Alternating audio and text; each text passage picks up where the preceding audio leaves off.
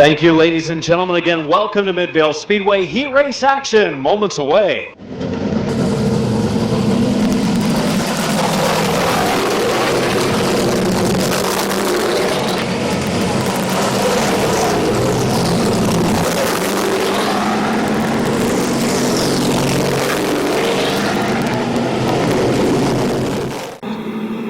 McMillan and Dessecker coming to green off of turn number 4. Here we go, heat race action, late models on the raceway. Into turn 1 we go, the inside lane of McMillan, where he spent most of the laps in the feature a week ago. He goes into the lead. That retro J-Berg Wood Brothers scheme, the 21 car of Dessecker sliding into second. Third is Stankiewicz. Fourth is Tedesco. Smith in the number 12 car got sideways coming off of turn 4. He drops into line in the number 5 position.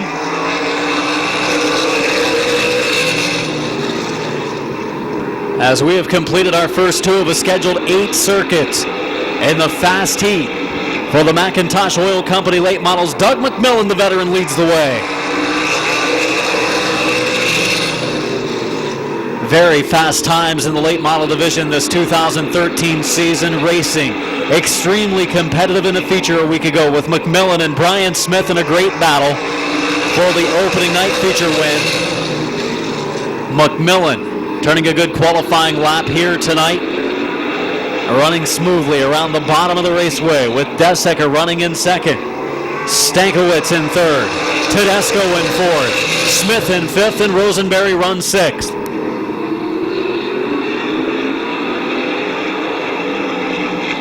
Smith and Rosenberry have slipped back a little bit from the first 4 in the rundown. We're past the halfway mark. And Chief Starter Terry Coletti getting the white flag in hand. White flag coming out of turn number 4. Doug McMillan with 1 to go. Dessecker second. Third spot, Stankiewicz. Fourth, Tedesco. Looks like they'll finish in that same order. Off of turn number 4. The Lee's Famous Recipe, Haas Body Shop, Parkway Honda, and Doug Moore, 54. Doug McMillan the win. Dessecker second, Stankiewicz third, Tedesco fourth. Fifth spot is Smith in sixth position. The number 2 of top qualifier Alex Rosenberry. Brian Smith in the final laps of the feature. From New Philadelphia, let's hear it for Doug McMillan. Lee's Famous Recipe, Haas Body Shop, Parkway Honda, and Doug Moore car. Jonathan Ritter. And you, Chad, there's a guy over there who wants to know if you got either the same mothers or the same dads. Guy right over there asked that question. Well, what do you got to say about that? I don't think that's... Huh? I don't have anything smart to say back to it. Well, you good luck tonight, and you stay out of trouble. All right.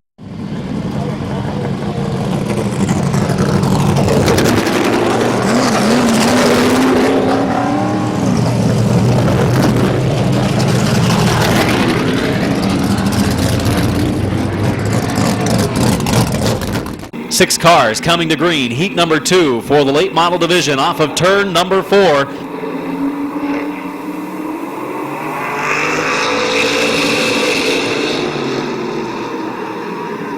Be a yellow flag and a restart. Brian Smith in the 1 not pulling up alongside. Coming to the green off of 4, Smith lagging back again, now gets on the pedal. Mills will get on the pedal as well, and we come to the line in a much better restart in turn 4. We are underway as Mills and Smith take him off of turn 2. Smith into the lead, Mills up the banking, Ritter checks up. Great decision by Jonathan Ritter, saves a couple of race cars there.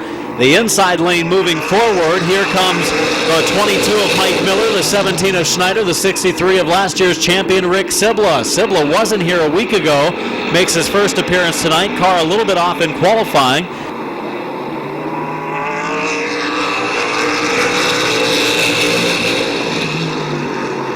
Brian Smith the leader.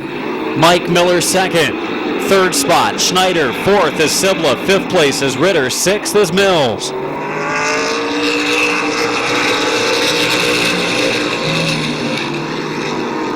Smith now pulling away from the 22 car of Miller, at least on the exit of turn number 2. Miller drives in harder than the one of Smith, and we're halfway. 4 laps in, 4 more laps to go, as Bryant Smith currently setting the pace.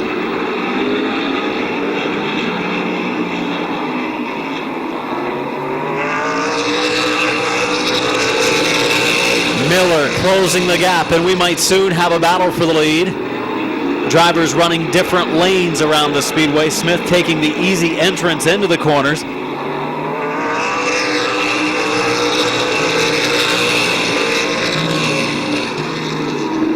Smith, plenty of power in the number 1 car. Down the backstretch, pulls his lead out to a few car lengths. This time to the white flag, 1 to go for Bryant Smith. Mike Miller, Schneider, Sibla, Ritter, and Mills. Mills just his second week of racing in the late model division, but we exit turn 4 to the checkered. Last week's feature winner, Canton's Bryant Smith for victory. Second to Miller, third to Schneider, 4th place to Sibla, 5th to Ritter, and 6th spot to the number 4 of Matthew Mills. The Canton Auto Salvage Finish Line Design and Canton Auto Sales number 1 last week won the feature, used an outside lane pass of Doug McMillan. Those two ran a great race at the front of the pack, side by side for the final 7 laps of the event before Smith edged him by about a half car at the line. He wins the heat tonight. Let's hear it for Bryant Smith. Pretty good start to this driver's season. Feature and a heat race win, and we'll move on to our 3rd and final heat race up next. Bryant Smith has that very high entry at him into the corners.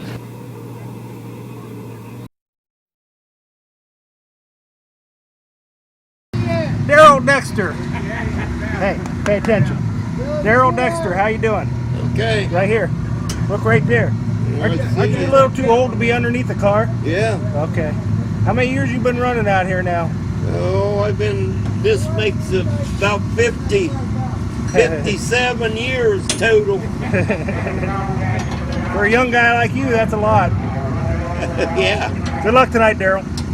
I need it. I need more than good luck.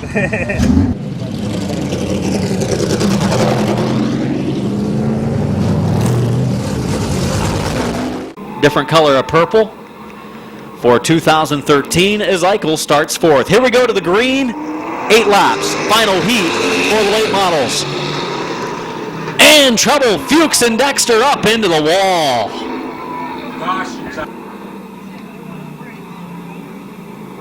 Fuchs goes into the first turn, and you can see the tire marks where he was on the brakes, and the tire tracks taking all the way up into the wall. In a bad spot there was Daryl Dexter in the 55, nowhere to go, as Fuchs' car either having a partial throttle hang, something going wrong in the driver compartment, or something going wrong under the hood, as Fuchs in the number 57 couldn't get it wound down. Dexter's 55 car mangled into the wall as well, and drivers are okay.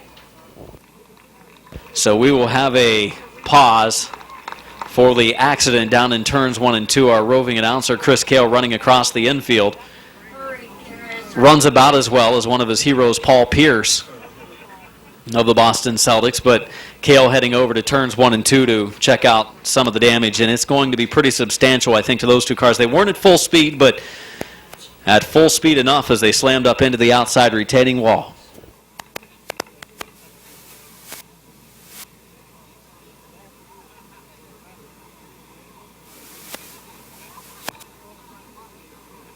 Okay, Adam, over here with Joe Fuchs, driver of the number 57. Joe, what happened? I just went to turn, and it just wouldn't turn. It just kept going straight. You're all right, though. That's the main thing, correct? Yeah. You'll get her back together, right? Yeah, we should be back for the feature if it ain't that bad. Okay, not a whole lot of damage on the Fuchs machine. A little bit of right front damage, but definitely not as bad as Daryl Dexter over here. Daryl Dexter climbing out of his race car, picked up a heat race win in the second heat last week, and taking the hard hit, nowhere to go. He's stuck on the outside of the 57 of Fuchs.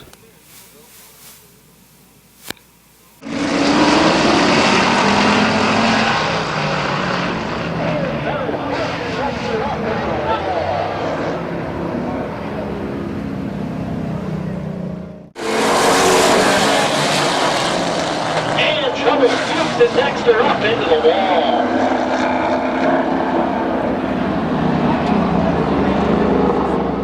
Creating even more damage as it shoves it up into the outside retaining wall.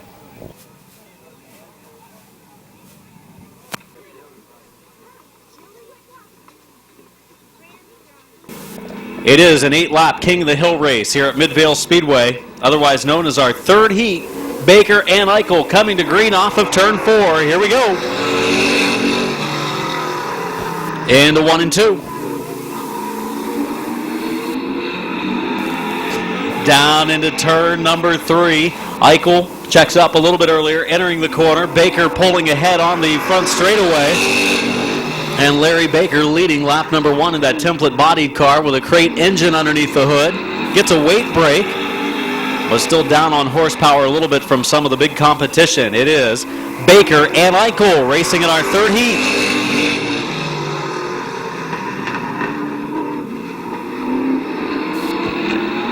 Animal pushing up the banking a little bit on the exit of turn number 2. This again his first night on the track with this car.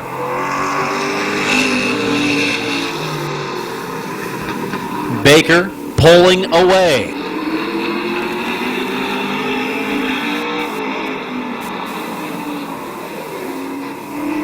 Halfway this time, 4 laps in, 4 laps to go for Larry Baker and the Animal Bob Eichel.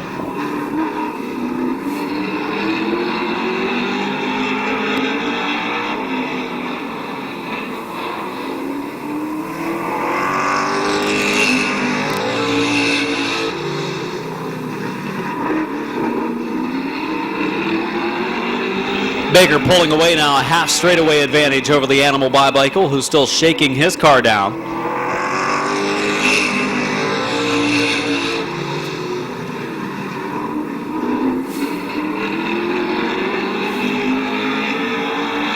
White flag this time. 1 more lap to go for Larry Baker.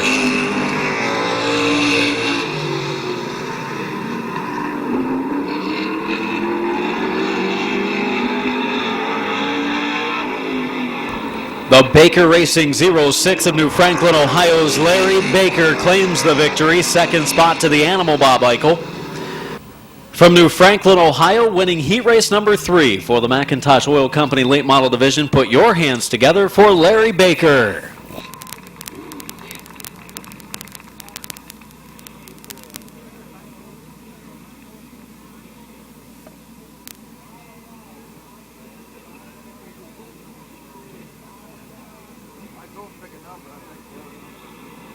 Bob, what are you doing? My pad. Hey, Bob. What are you doing? Working on this. Exactly what kind of animal are you, Bob? Keep it up, you'll find out. I'm leaving. There's violence about to occur. I'm leaving.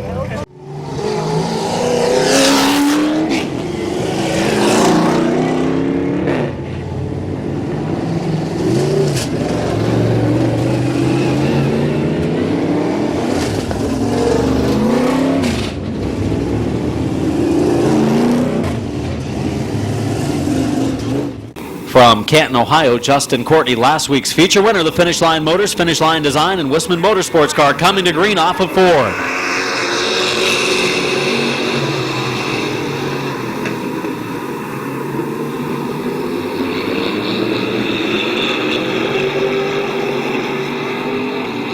Side by side, front of the field, Ripley in the 0 and the 17 of Randy Smart.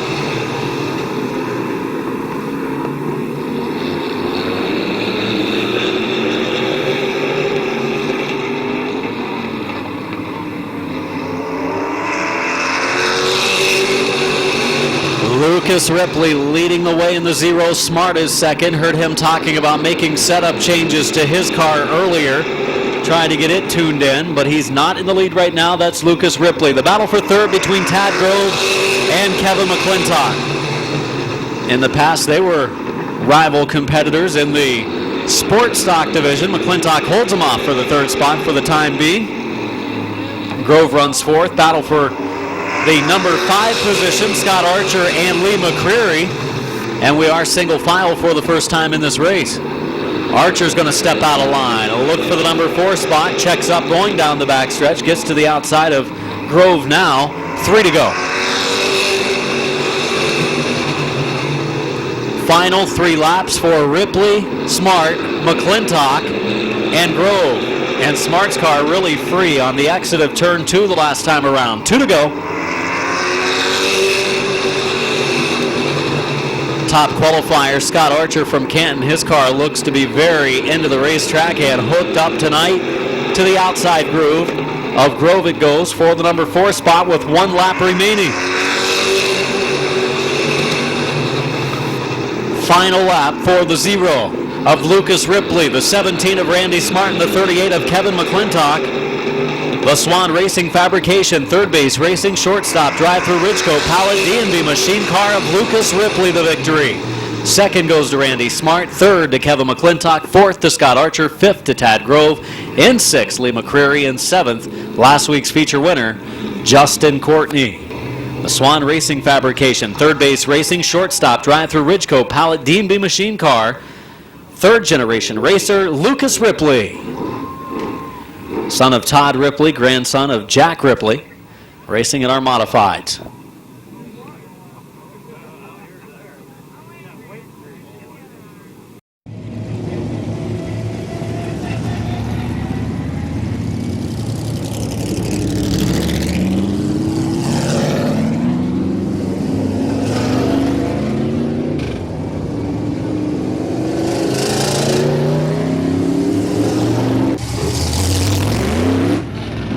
From Norton, Ohio, the Gel Logistics Wagner Fabrication ride in the number 1 of Jesse Adams rounds it out. Got the car back together after a practice issue, and we see the green in our second heat for the modifieds, and they got bunched up a little bit heading into the first corner. Down the backstretch, Rowley taking Bowers way up the banking. Westlake bobbling there in the number 4 position. Bowers sideways, brings it off the corner, but continues on. Rowley, the leader. Second place, Westlake now. Dropping into the third spot is Bowers. Todd Ripley there. And Mike Green racing the outside lane in the 36 car. This is the second of 3 heat races in the modified division.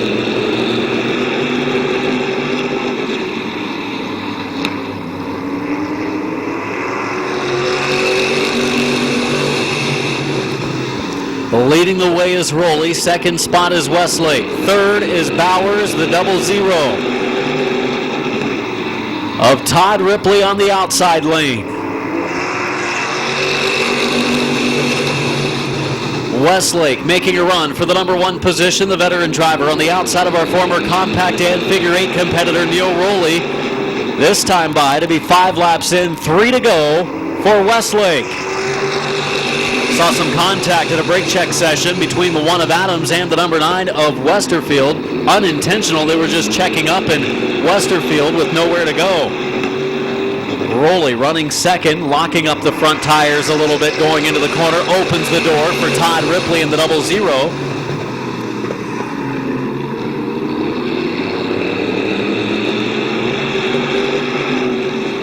White flag this time, 1 to go for the 51. The 51 car of Westlake.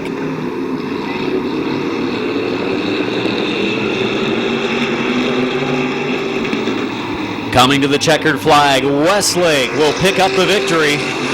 Second spot to the 00 of Ripley, third to Green, fourth to Bowers, finishing fifth as Rowley, sixth as Jesse Adams, whose car seemed to be okay.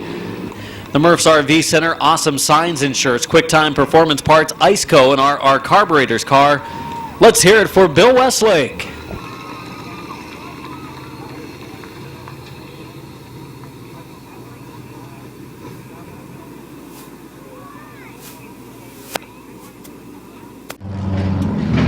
Hello.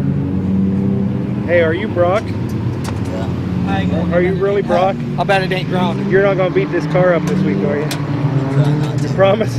That's your chip, right? This is mine. Good Can't luck. get any worse. Good luck tonight. Thank you. I appreciate I seen a couple boo-boos last week on this car. it. There was a few. Yeah, well, you take care. You too.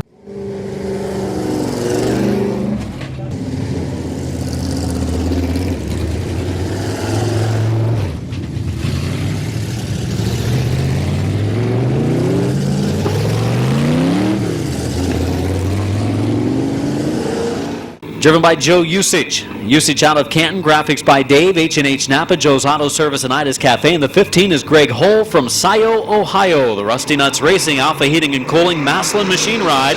And we are underway.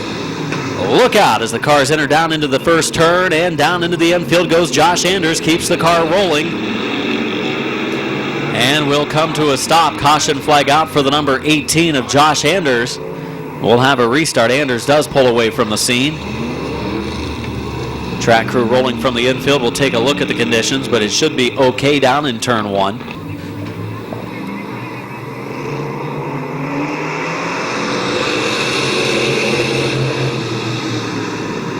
Side by side. Oh, they're going to throw the yellow. Caution flag is out for a failed restart.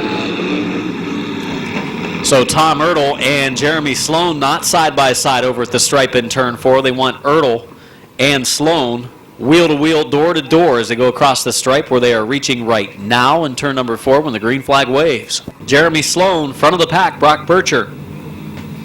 And Jason Gruhl in row number 2. Here we go to the stripe in turn number 4. And a good restart. We're underway.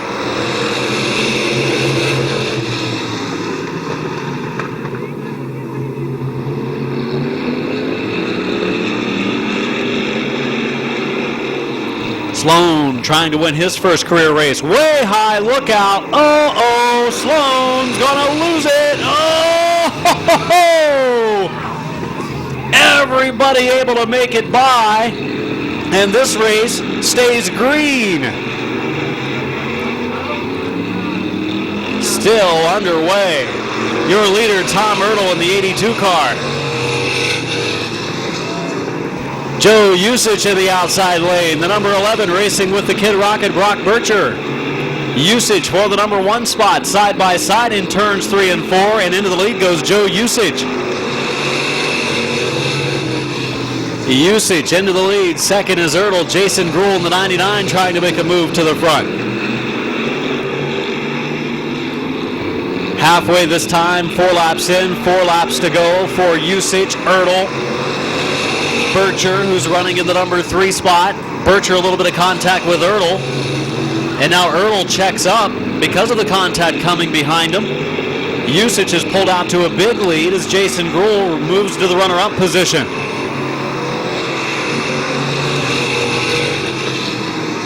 Bircher might try the outside groove. It looks like he is going to stick his car in the outside lane. Here comes Bircher to the outside. Seeing that Ertl wasn't going to give him the inside lane, Bircher up the banking in turn number 4. Sideways coming off of the corner. It will be the white flag this time by. 1 more lap to go for Usage in the 11 car. Usage, Gruhl, Ertl, Bircher, and Greg Hull, the top 5 of the rundown of our final heat race. And around goes Sloan. Caution flag. And that will end this race as 7 of the 8 laps in the heat race complete. While Sloan somehow avoided by all of the oncoming traffic in an earlier spin. Do not know how they did it. Anders in the 18 did a great job to check up and avoid the contact. Stayed under green.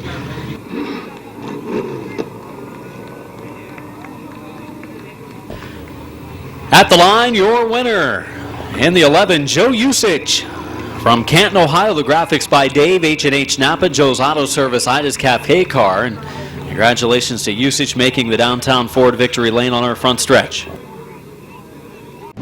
Don Boron Jr., how you doing this week? Good.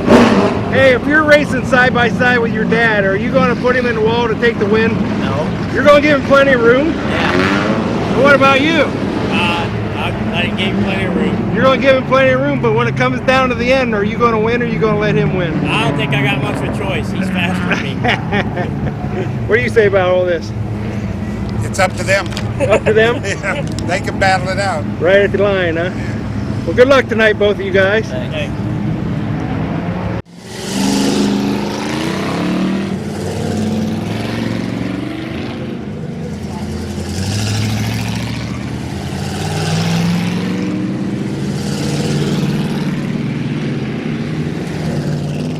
DeVille Apartments, J&B Feed and Supply, Bowling's Used Car Entry. He starts 6th. 8 laps, fast heat for the Pure Stocks. Yellow flag out for the failed start over at the stripe in turn 4. They were not side by side.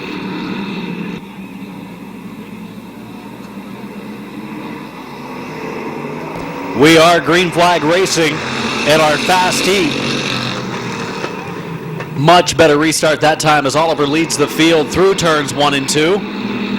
Martin on the outside groove, a little more power entering the turn 3 portion of the speedway, but here comes Shimko in the 13 to the bottom for second.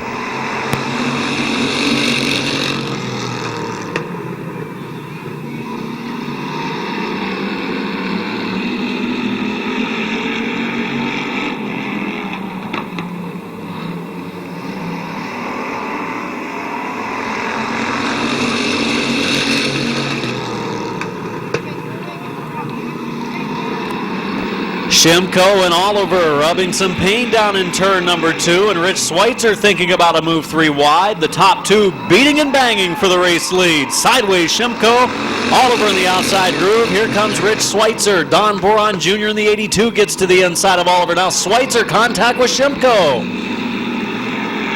Getting a little racy, a little aggressive here in our first heat for the Pure Stocks tonight. 4 in, 4 to go for the leader, Bill Shimko. Boron, oh, there went Shimko. Opened up the inside lane for Schweitzer, and he's going to fill it to the inside, Schweitzer. Shimko closes the door, but again up the banking. Schweitzer again will look to the inside. 3 to go.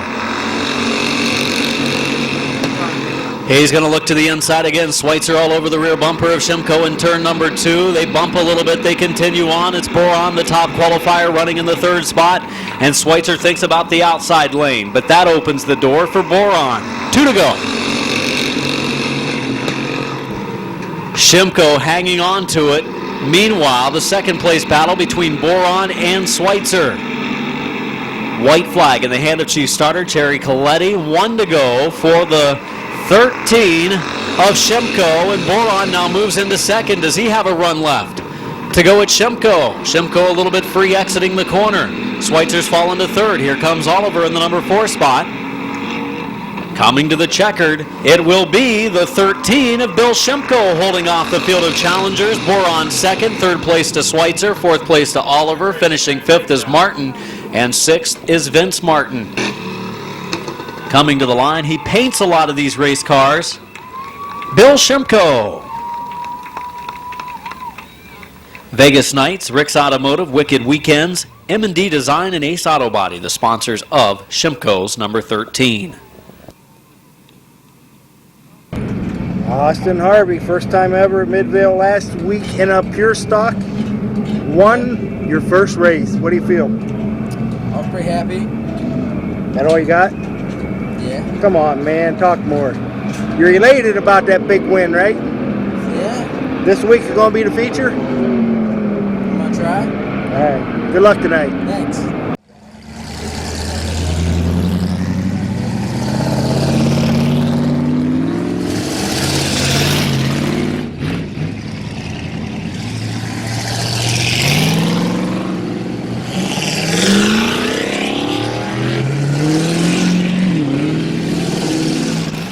And Shelby Sweets and Treats car got the paint job on it this week. And the 77 of Josh Moss rounds things out. He's from Sherridsville. The Barnhill Investment Storage Wilkin Body Shop ride. We are Green Flag Racing.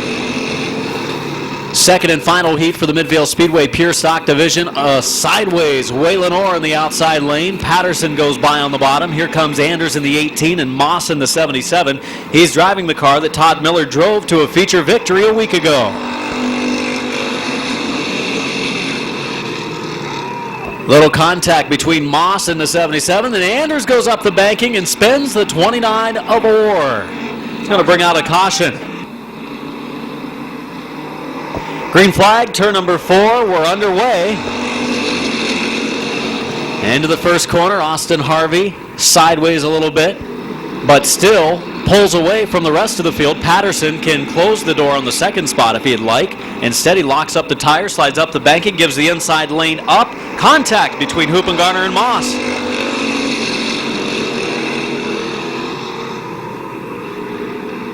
Austin Harvey's broken out of his qualifying time, will be sent pit side. The new leader will be Robbie Patterson in the number 80 car, 2 times under his qualifying lap by over 0.15 of a second for Austin Harvey.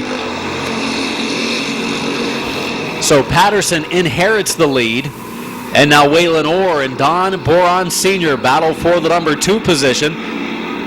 Nicely painted and lettered number 68 of Gary Huppengarner running the second groove.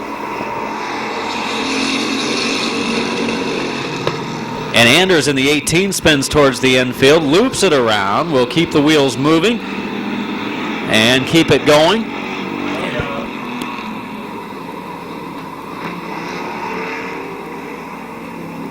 '18 of Anders will be sent pit side. 4 laps complete. Going to come off of 4 laps in, 4 to go, and back underway in the second heat for the pure stocks. The halfway mark of the race, and Boron racing to the outside of Patterson. Huppengarner in the 68 car trying to move forward, his car up the banking. You mentioned lifting a wheel off the ground, that left rear of Huppengarner's car.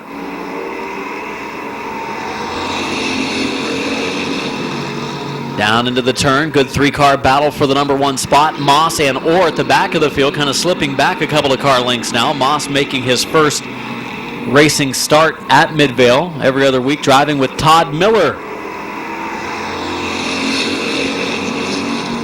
Huppengarner moving into the number 2 position. He's right there if an opening, and he makes some contact with Patterson exiting turn 2.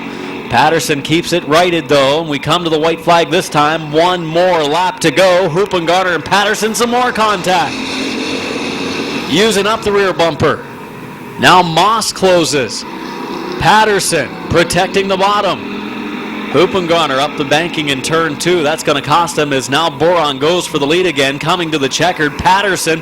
Boron to the stripe, and it's going to be Patterson picking up the victory. Boron second, Huppengarner third, Moss in fourth, and finishing fifth, the 29 of Waylon Orr. In the Henry Beers Company, Yunkin Hardscapes, Gillard Bricklayers, Murphy Waterproofing and Accurate Boring, number 80 from Springfield Township, Ohio, Robbie Patterson wins our second heat in the Pure Stock Division tonight. I can honestly say, Adam, I was on the edge of my seat. I didn't know who was going to win that race. I think every lap it could have changed.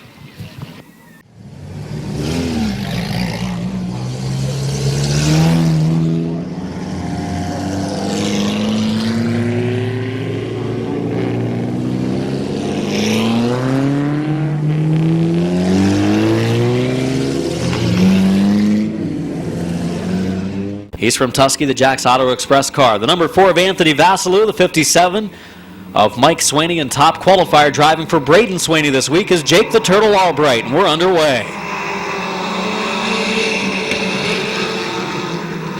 8 laps the distance, fast heat for the compact division. We had him 3 wide momentarily. It's going to be 3 wide again as Feaster looking to the bottom. Alan Clark, the leader. He's the son of former Midvale Speedway racing competitor Delmer Clark years and years ago, and Alan Clark got into racing a couple of seasons ago and racing that 69 in the lead right now with Stephen Feaster looking for a place to go. He might find it, goes to the inside on the backstretch, isn't in very far, but Clark gives him room. Proves that you can see somebody on the inside even if they only have their nose to the low side, and now it's the 8 car of Orr making it a 3 wide battle for the race lead. Good heat race action continues tonight at Midvale Speedway. Falling through the middle, problems for the 19 of Clayton Oliver. Had some mechanical issues last night. Got that car fixed, ran well in qualifying, but right now dropping to the back. As it is off the pace, the lead battle continues between Stephen Feaster and Jeffrey Orr. 57 of Mike Swaney all the way from the back of the pack up to the 3rd spot, and now goes for the lead. Top qualifier, Jake the Turtle Albright. We watched him race in our compact division for a few seasons in a number 10 car. Now he races Swaney's car that won the championship a year ago, and he's in that top 4 battle for the number 1 position. 5 in, 3 to go for Stephen Feaster.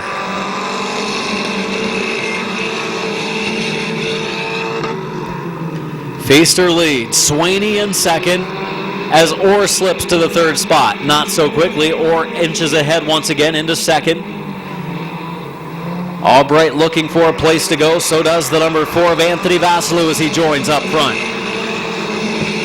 Good competitive racing action in the compact fast heat race. Improved compact field for 2013 with over 20 again tonight. White flag out, 1 to go for Stephen Feaster. Feaster by a half car length exiting turn number 2. A little more power for Orr, middle of the backstretch. Feaster gets a bump from behind from Sweeney. They come to the checker. The Feaster Racing 18 of Stephen Feaster, the victory. Second spot goes to Sweeney. Third goes to Orr. Fourth goes to Albright. Then it's the number 4 in the 5th spot of Anthony Vasilou. He made some contact with the Turtle Albright and picks up the heat race win. Let's hear it for Stephen Feaster. Last week's feature winner in the compact division, the fast feature winner. Adam Mishler having mechanical problems in qualifying earlier today. He's unable to make a go of it.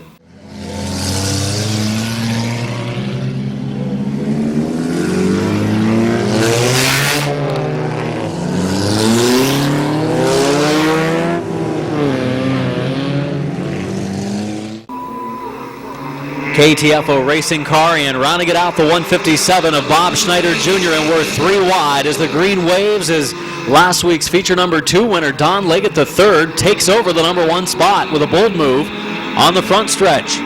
Leggett leads, but here comes Bill Jane in the number 59 fighting back to the outside lane. A sideways Jason Shaw is 3rd and Schneider's up to 4th. That 111 of Leggett really dies towards the end of the straightaway when he hits the rev chip. See it, middle of the straightaway just really dies off for the 111. Shaw closing in the 3rd spot. Jane taking over the lead in the 59. Bill Jane into the lead, running the 3rd groove around the track. Up the track went the 111 of Leggett. Kind of boxed in the 1 of Jason Shaw for a brief moment. Shaw on the gold 1 right there.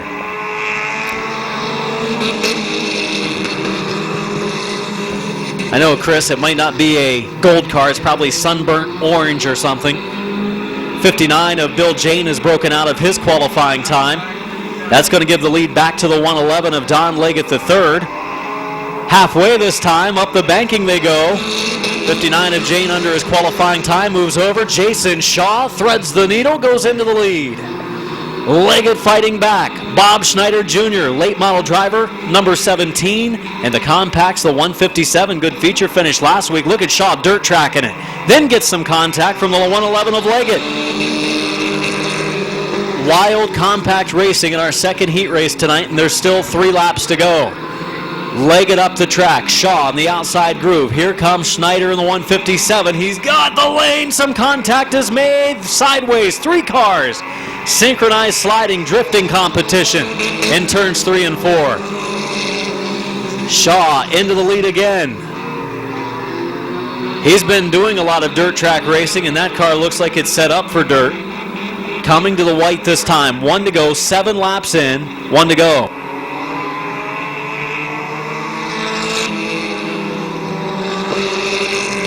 Jason Shaw into the lead with 1 to go, trying to hold him off. He's trying to avoid a 4-wheel slide through 3 and 4 where Leggett and Frederick are closing. Frederick out of nowhere is there to challenge on the last lap. To the checker, Jason Shaw will pick up a victory in his return.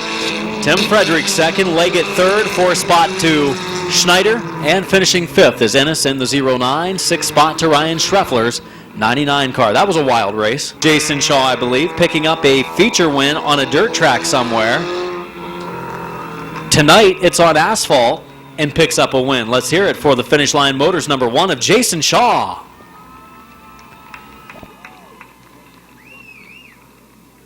Are we really calling that gold? I don't know. What do you think? Like a sunburnt orange? I was thinking almost a brown. Could have been. It would have been perfect if it was copper because it's a number 1, just like a penny. It is the 3rd and final heat race for the 25 of Jason Yohn in row number 2. Lisa Moore, how are you? Good. First week last week, and you already got a checker flag. Yep. Now, who's the one that tells you that every week?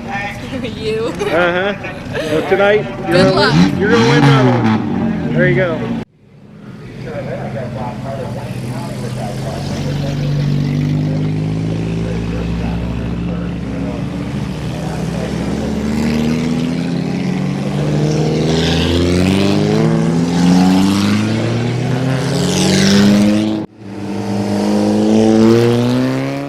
So Roberts in the 07 and the number 7 of Derek Johns coming to green.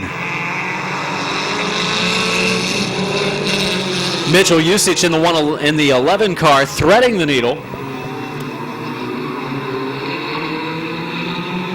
Yellow flag coming out as the number 7 car slows in turn number 2. Derek Johns. Turn number 2, ready for green, coming off of 4. It is Josh Roberts and the 7 of Derek Johns, and we're underway. This time it's going to be the 13 of Gerald Hahn. Uh-oh, yawn up the banking. Look out, Hahn, maybe a flat left front tire, I think, on the 13 car as it slows. Looks like riding the left front wheel. Roberts in the 07, your leader.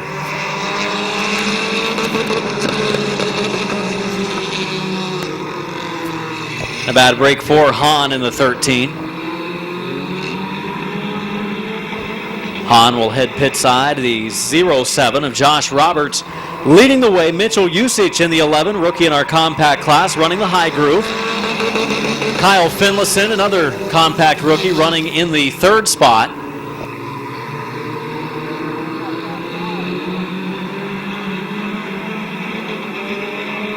They're going to go yellow for the 13 of Hahn, who comes to a stop up in turns 1 and 2. Scheduled 8. Hahn in the 13, cutting down a left front tire. And the 15. Kyle Finlayson off of the 4th corner coming to green.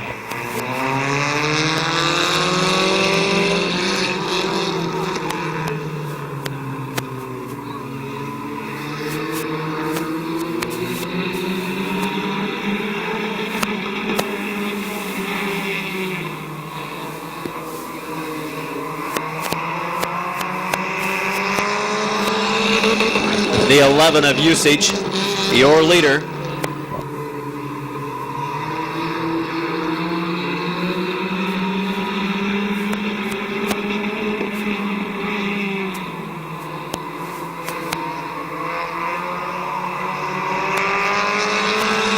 We are halfway.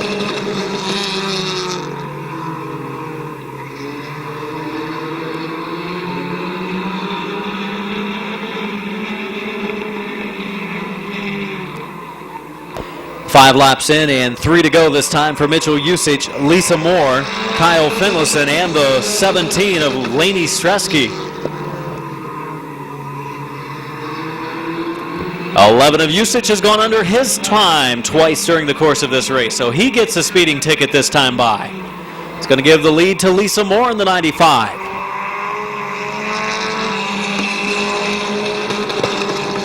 So the 11 of Usich pulls off. He has been eliminated from the race. The 95 of Lisa Moore into the lead. The 15 of Finlayson now is second. Third is Stresky in the 17, and 1 to go this time. White flag for Lisa Moore.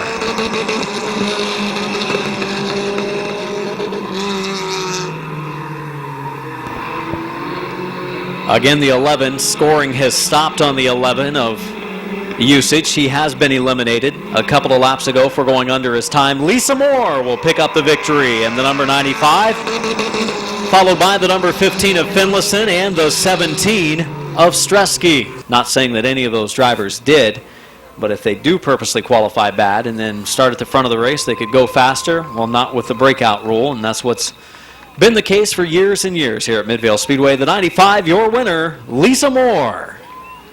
Norton, Ohio driver, the Bowers Towing, Phil's Car Care, 25th Hour Printing, Russell Tire and Battery, and M&J Auto Care car of Lisa Moore. Her first season of racing at Midvale Speedway, competed at Barberton Raceway a year ago.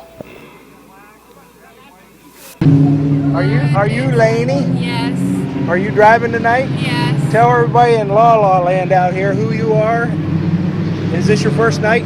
Yes. Laney what? Strusky. Good luck tonight. Thank you. Welcome to the jungle.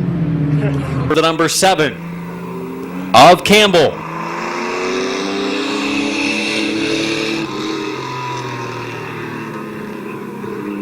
Green flag and racing in our mini trucks. A couple of them no-shows. The 5 of Martin with a practice crash. The 4 of Garrett with problems, as well as the 12 of Colmar.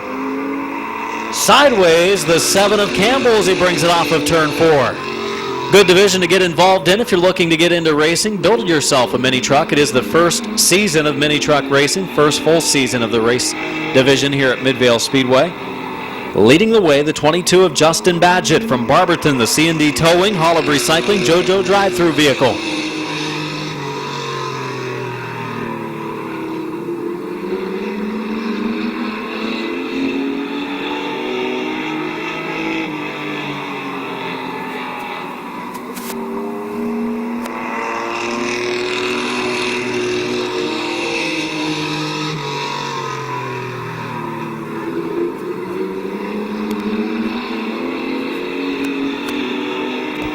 Your leader, the 22 of Justin Badgett. Second, the number 7 of Troy Campbell. A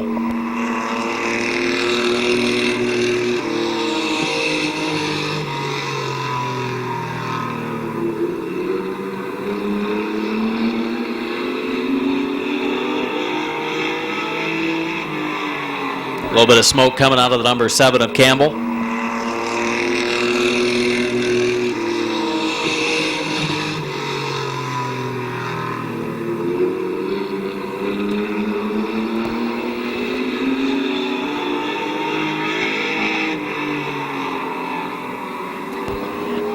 Justin Badgett, your leader. Troy Campbell running in second for our mini trucks.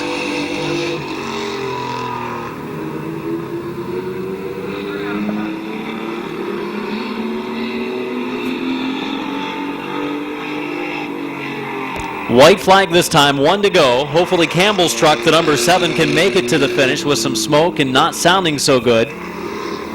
And it drops off the pace on the front stretch. It's like a pursuit race till one man standing, and it looks like that's going to be the number 22 of Justin Badgett. He exits turn number 4. We'll see the checkered, and Badgett picks up the heat race victory. Let's put your hands together for the winner, Justin Badgett. One more heat race, and then we move into spectator drags here at Midvale Speedway. I believe we've got 13 of them signed up. Should be an entertaining spectator drags for the first appearance of those this season. Of Dan Bucky, the 151 of Chris Bloom, last week's winner. Then the 83 of Gary Gibson and the 29 of top qualifier Blaine Salisbury. Ready for green. Onto the big road course we go, and we're underway for 8 laps on the big road course. Later tonight they'll be running a feature on the road course as well. Here at Midvale Speedway, Walker into the lead, the 88 car. His dad, Alan Walker, driving it last week. This week, it's Cameron Walker in behind the wheel. Colton Bryan looking for second. Dan Bloom currently holds on to that spot. Chris Bloom's dad filling in for Paul Stahl. And he's going to loop it around down in the corner. Here comes oncoming traffic. Everybody able to make it by except Howard Bartholow, as they're stopped up in turns 3 and 4 of the big track, and caution flag will wave. Yellow flag is out. Coming into turn 4 of the big track, going to turn down onto the big road course, and 8 laps the distance. The start and finish line, the same location over in turn 4. And into the lead goes Colton Bryan in the 21. Dan Bucky, last year's stock compact champion, in the number 50, racing for second with Walker. Now the high-speed portion of this big road course. Dan Bucky going to the outside of Walker, who goes up the banking and closes the door. Gary Gibson's car running pretty good tonight. He moves up into third. Colton Bryan, the leader. Who's going to make the turn? Who won't? Gibson's not going to. Neither is Bucky. They'll have to drop back into line. Bucky hitting the Ute tire with the right front and collecting some oncoming competitors. Going yellow, caution flag is out. We have completed one lap.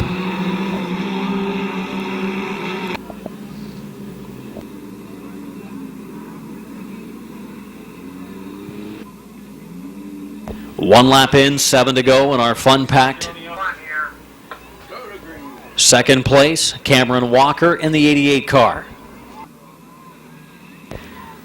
And the 88 of Walker coming to green, turn number 4 of the big track. They'll turn down onto the big road course, and we're back underway for this 8-lap heat race event. Bryan and now Gary Gibson, who turned a pretty good qualifying time. The 83 moves up into second, and here comes Salisbury up into the top 5, the 29. Colton Bryan, the race leader, but maybe not for long, as here comes Gary Gibson to the inside lane. And Gary Gibson trying to lead what's coming in on lap number 2 complete. 2 complete as they roll it way down to try to make the left-handed turn, and they're just able to get through between the Uke tire and the other side of the asphalt, and we're 3 wide. Look out, not enough room for that. Here comes Chris Bloom, last week's feature winner. He checks up.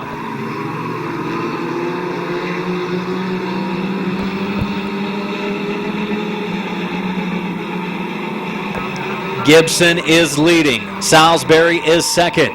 Third spot battle between Colton Bryan and Chris Bloom. Bloom's not going to make the corner.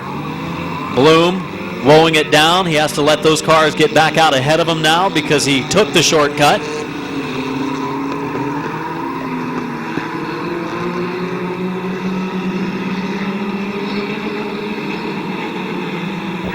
Halfway this time, 4 laps in, 4 laps to go.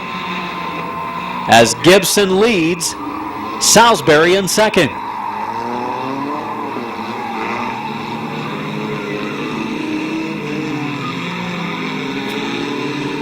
Just shows the wrinkle that this adds, Adam. The 83 and the 21 both didn't do very well last week in the big oval. Now on the road course here, they're doing a lot better.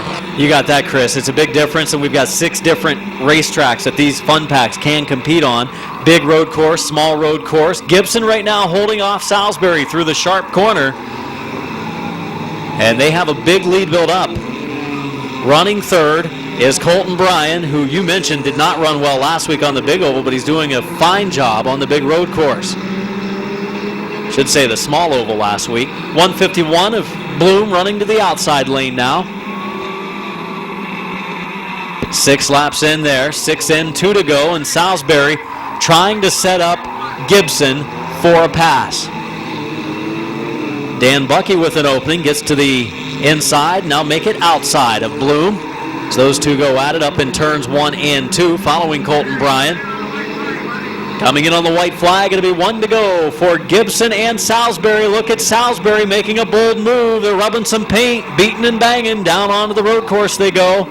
Salisbury doing a little cultivation. He's back a few car lengths now. Gibson should be able to hang on as long as all the tires stay intact after the rubbing of the paint down in the final corner. They will race across the stripe down on the road course to the checkered flag, and a good run for Gary Gibson. Oh, to the line! Does Salisbury beat him? Salisbury beat Gibson to the stripe. Unbelievable. Oh, unbelievable. Over in turn 4, unbelievable. Looked like Gibson had it wrapped up in our first large road course race for the Fun Packs. Victory to Blaine Salisbury. Let's give him a nice round of applause.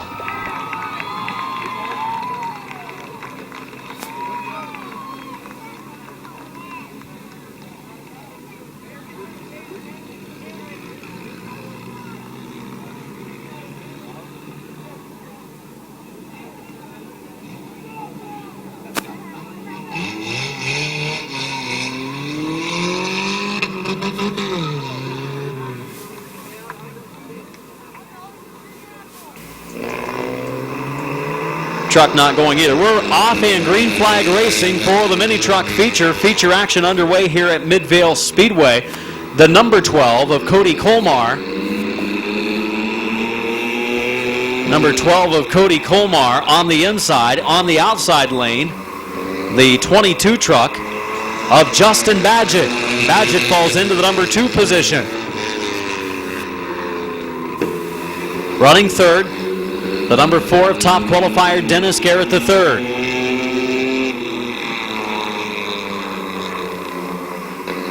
Ten laps they will go because of the small field of trucks. These trucks coming from the Akron-Barberton area for racing action. The leader, the number 12 of Cody Colmar. The battle for second. Here comes Garrett and the number 4 looking to the outside lane.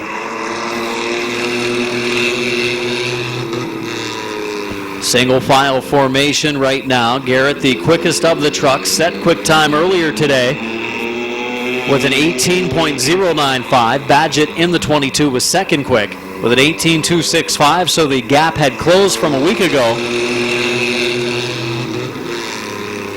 Garrett set quick time a week ago as well in the number 4 truck, but right now just single file turning equal lap times, the 3 trucks on the track, as we get halfway this time. 5 laps in, 5 laps to go for the 12 of Colmar, the 22 of Badgett, and the 4 of Garrett. Here comes Badgett. He had a run for a moment, but Colmar hanging on. Colmar led a lot of laps last week in our racing, but was unable to pick up a feature victory. This is good racing, Adam, with 3 trucks out there. Can you imagine what it would be like if we could get 12, 15 of these trucks out here? It'd be some awesome racing. Oh, you're absolutely right. Just need to pick up a few more trucks as far as the count goes, but these trucks, fine-looking rides that these drivers have put together. And, of course, these competitors competed at Barberton Raceway the last couple of seasons in the mini truck division, now racing with us here at Midvale. And the number 12 of Colmar sideways. That opens the outside lane for the 22 of Badgett, and it's a battle for the lead. Colmar got sideways exiting 2. 2 laps to go this time, and Colmar sideways again. Look out! He goes down, closes the door on the number 4 of Garrett. Bad break there, but into the lead goes the 22 of Justin Badgett, and that was a close call on the front stretch. Colmar's truck seems like it's really got something going wrong, maybe a tire going flat or something. It's lost control, and the white flag is out. Final lap of this mini truck feature. And as you mentioned, only 3 trucks, but fairly exciting, and it looks like the number 22 from Barberton, Ohio, Justin Badgett, exits turn number 4 and claims the mini truck feature under the double checkered of Terry Coletti. Badgett followed by the number 12 of Cody Colmar and the number 4 of Dennis Garrett III.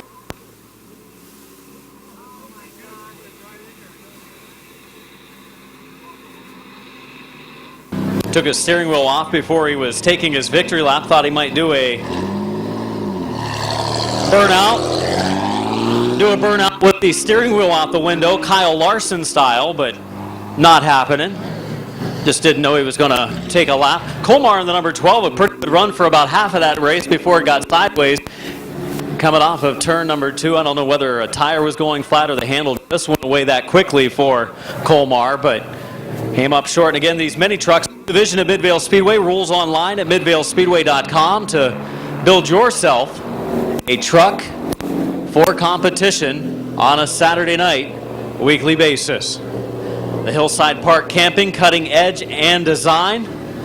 2 Kids Towing, cash for clunkers. Wood Racing, number 22, your winner, Justin Badgett. Justin was kind of single file, all 3 of those trucks pretty equally prepared, turning the same times. Last week, Garrett and the 4 really out-qualified everybody pretty handily. Tonight, the gap closed. It was pretty equal. Looked like you weren't going to have a chance, and all of a sudden, the 12 got sideways. Yeah. There's just a couple people I'd like to thank. Dennis, my dad, Dennis Woody, drives a 00 truck with Logan. Chet Colmar, my uncle. I mean, if it wasn't for them, I wouldn't be out here. My sister Katie, she's in the hospital with a broken leg. So I wish she was out here to see this, but unfortunately she's not. You didn't do it, right? No, I didn't do it. That's a good thing. Justin Badgett, let's hear it for your truck winner tonight. Night number 2 at Midvale Speedway. Okay, Adam, going to do a quick grid run here.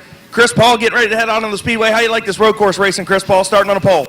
Well, it's pretty fun, and this is my first year down here, trying to get used to it. And top qualifier, the 29 of Blaine Salisbury, starts on the inside of our final row, and there's the 88 of Walker. Here we go to the green, going into the final turn of our road course. They are off and racing. Underway. 12 laps for the feature. Colton Bryan into the lead, and here comes Dan Bucky for second. 3 wide, middle of the pack. 3 wide, middle of the pack, and now Salisbury will make a run in the 29 as well as Bloom in the 151. They try to get to the front. They finished first and second last week. Colton Bryan leading. Here comes Dan Bucky in the number 2 spot. And Bucky just gets to the inside before Bryan closes the door. Gibson and Salisbury have moved into 3rd and 4th. Around goes Chris Bloom and the 151. Howard Bartholomew caught up in that also, Adam, and looks like Alan Walker just stopped a little bit, make sure he wasn't involved in that.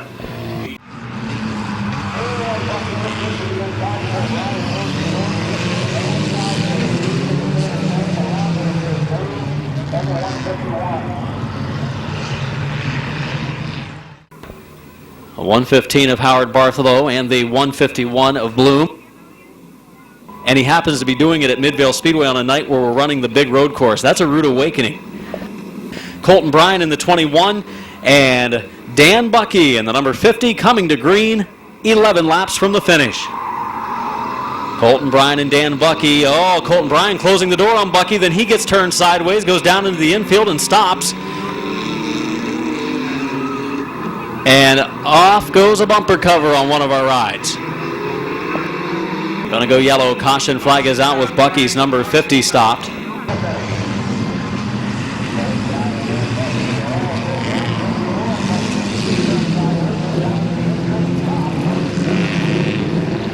Of him and Salisbury look to be the 2 quickest on the big road course. Ready for green. Here comes Colton Bryan and Dan Bucky to try it again. 1 complete, 11 to go. Late models up next. Colton Bryan clears the 50 of Bucky this time, and we're rolling. Salisbury 3rd, Bloom is 4th. 26 of Paul in the number 5 spot. And now in the high-speed portion of this big road course. Well, it's high speed for most, but for the 21 of Bryan, his gearing keeps it from being extremely high speed. He had a solid finish in the heat race, and Bucky gets some contact from Bryan. They continue on. Bucky falls back to the number 3 spot, and Bucky then got contact from Salisbury. They continue on with Bryan leading, Salisbury 2nd, Bucky 3rd, 4th place is Bloom, and 5th is Paul. 2 laps in, and Colton Bryan leading the way. Here comes Salisbury to the outside lane. A battle for the lead down in turns 3 and 4 of the big track, and Salisbury into the lead, and it's going to be tough to beat him now, but here comes Bucky. Bloom making an illegal pass to the inside. He'll have to drop back behind the 21 of Bryan.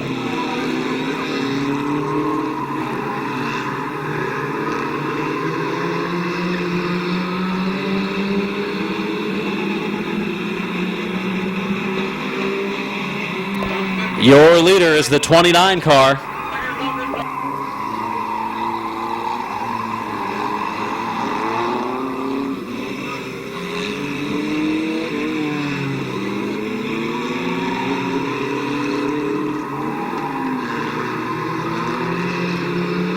Salisbury leads. 2nd is Bucky. 3rd is Bryan. 4th is Paul. And 5th is Bartholomew.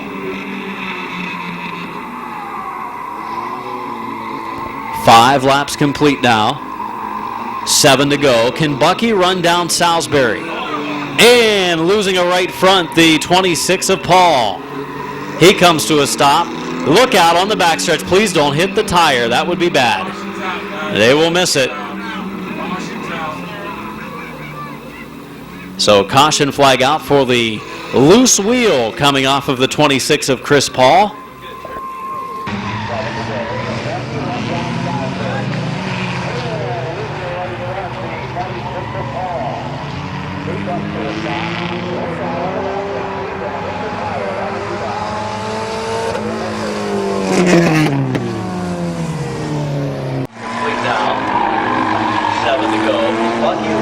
Salisbury.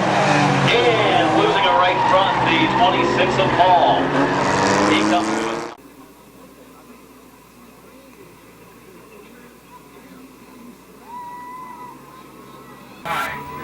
Colton Bryan. And rounding it out is Howard Bartholow. Here we go. Salisbury into the lead. Bucky right behind him there in this 12-lap feature event. Fun packs were the stock compacts a year ago. Usually ran the small oval as they did last week for the opener.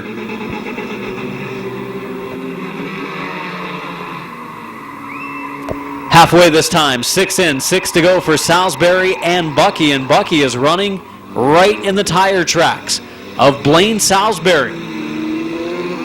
Looks to be just as quick right now. Advantage for Salisbury is through turn 2 of the big track and down the backstretch into 3, but I think the smaller oval, or the smaller portion of the road course down through the infield is where Bucky definitely has the advantage. On the right-handed turn, makes a good amount of progress.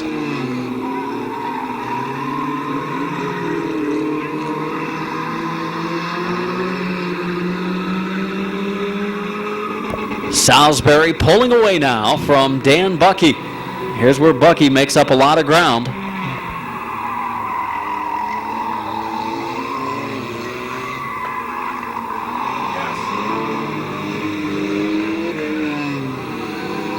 Bucky loses a little bit of ground right around the intersection of the figure 8 track, and Howard Bartholow made a little contact with Colton Bryan and then looped his car into the infield. No harm done. He continues on, and now the field is spread all the way around the road course.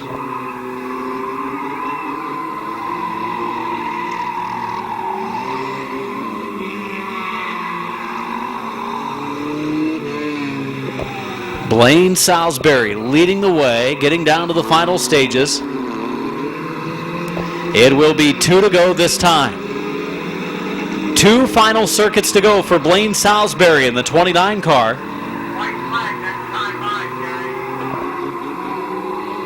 Salisbury and Bucky rolling around here at a pretty good pace. Colton Bryan having a 3rd place run this week. Didn't negotiate the corner real well there.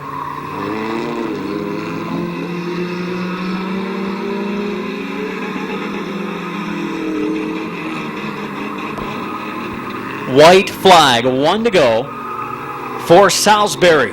Bucky running 1st and 2nd. 2 of the drivers a week ago that finished in our top 3 in the feature race. Colton Bryan and Howard Bartholow.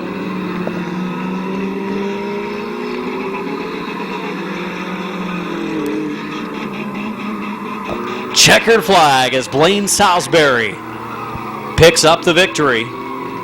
2nd spot to Dan Bucky. Finishing 3rd will be Colton Bryan. And finishing 4th, the 115 of Howard Bartholow.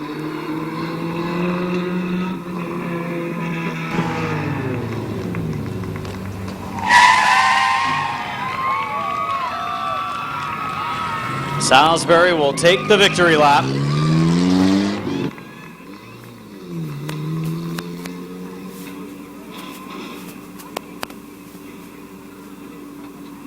We'll try and sneak in here and get a quick word, Adam, while we're waiting on Blaine to come around. Rick Zibla starting on the pole. First feature of the year. What do you think, bud? We're just going to see how things go. We just got this thing done earlier today. Everything isn't quite the way it needs to be, so we'll just see how it works out and see if we can stay up front. Good luck. That's Rick Zibla. I'll let you get your interview, and then we'll try and get a word with Brian Smith, outside pole sitter.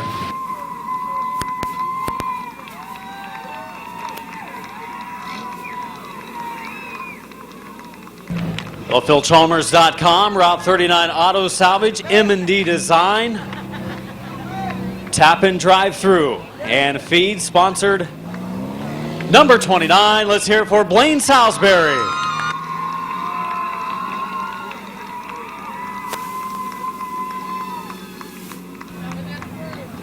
Well, I think they use uncarbonated drink there. I think that was part of the issue. They tried to get you wet. Congratulations on your feature victory. The road course is definitely something different. And I think, you know, we had obviously an exciting race. Obviously an exciting race in the heat earlier, and you pick up the win by a hair at the line. I didn't think that was possible, and then you pick up the win in the feature. Congratulations. Thank you. It was definitely crazy. So the road course, it's all about getting a good run through the inner portion there. You have to kind of go high and cut across. How's the car handle on those right-hand turns or the sharp lefts? My handle was pretty great. You had Bucky right there behind you for a while. I gave you a challenge for a few laps, and you were able to pull away. Half throttle in it. Blaine Salisbury, the winner tonight. And now we're going to draw for next week's race. What track we're going to run on. Pick just one sheet of paper out of there, please. And what track are we running? Big oval backwards. Big oval backwards. So we will be running the big oval around right-handed turns next week here at Midvale Speedway. Blaine wants to thank his sponsors. I mentioned some of them, but I may have missed some. I want to thank PhilChalmers.com, Route 39, M&D Designs, Take Two and Tanning. That's about it. Got them all. Blaine Salisbury, the winner tonight in our Fun Pack feature. Congratulations to Blaine.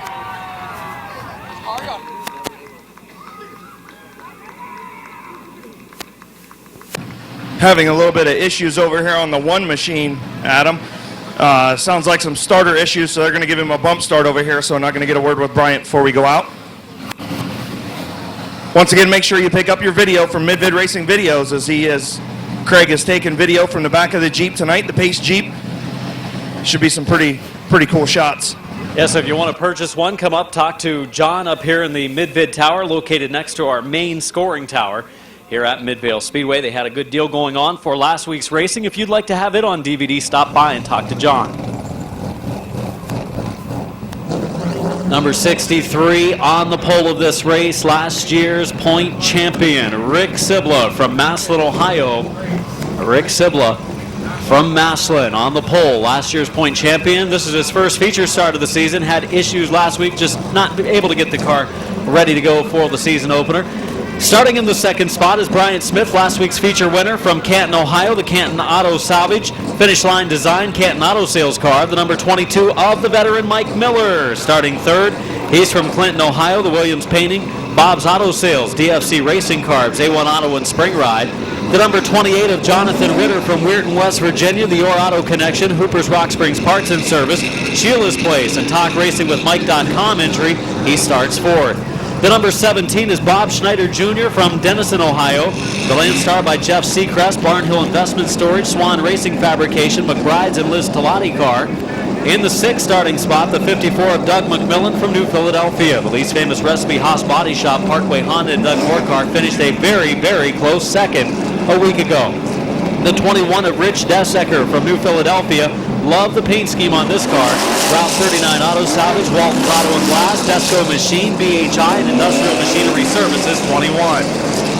The number 42 of Tom Stankiewicz from Strongsville, Ohio. Tom Stankiewicz from Strongsville, the custom color and collision precision welding car, starts on the outside groove. The number 12 of Bubba Smith, point runner-up a year ago. He's claimed a couple of late model championships here at Midvale. Bubba Smith from Canton, Ohio. In car number 12, the Finish Line Motors, Finish Line Design, Smith's Auto Sales car, helping sponsor tonight's racing action. The number 70 of Ryan Tedesco, he was very good in practice and qualifying.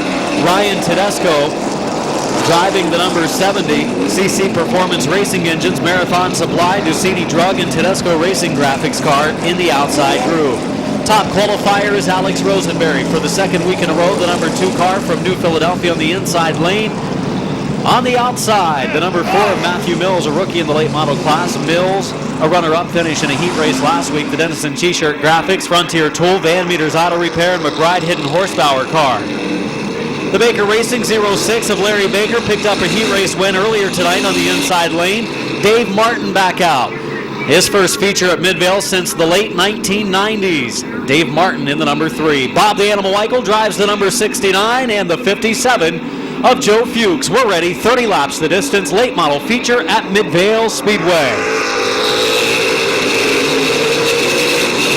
Underway and into the first corner we go. Brian Smith in the outside lane will go into the lead, a little bit sideways. Rick Sibla still there. Mike Miller to the inside of Jonathan Ritter. They rub some paint as Miller stays to the low side of Ritter.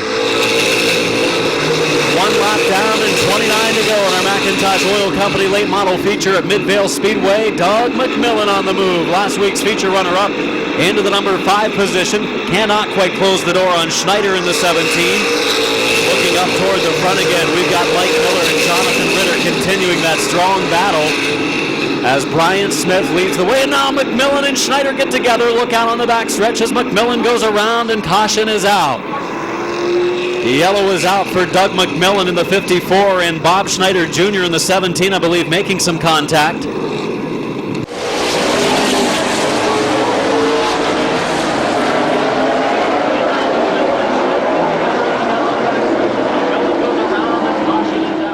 He had to come from deep in the field. This week he started towards the front, and now he and Sibler will come to green. 2 complete, 28 to go. This McIntosh Oil Company late model feature about to restart in turn 4. We're underway once again. Sibler and Smith rubbed some paint. Incidental contact. The Sibler's car got sideways in turn 4, and we're underway.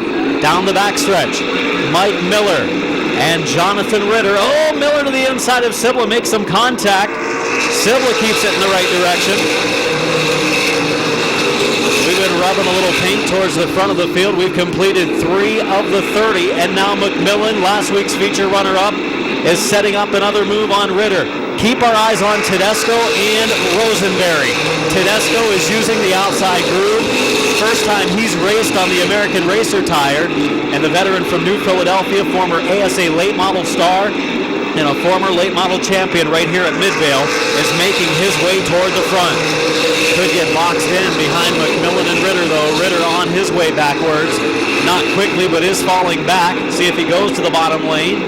He does. That opens up the door for Tedesco perfectly for the New Philadelphia driver. And look out, people at the front of the field, because Ryan Tedesco is on the move.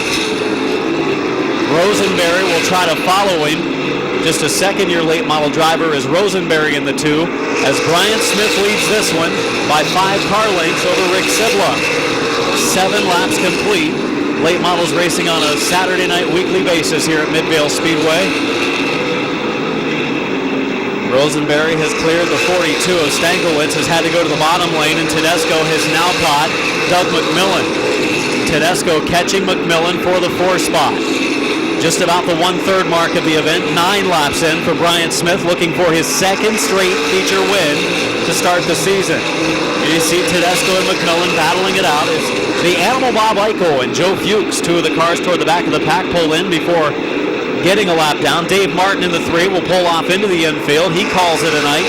His first appearance at Midvale Speedway since the mid-1990s. Raced a street stock to a 3rd place finish. Oh, Desegger and Ritter. All kinds of rubbing of paint. Threading the needle was Rosenberry in the number 2. Ritter falling backwards in the 28 car.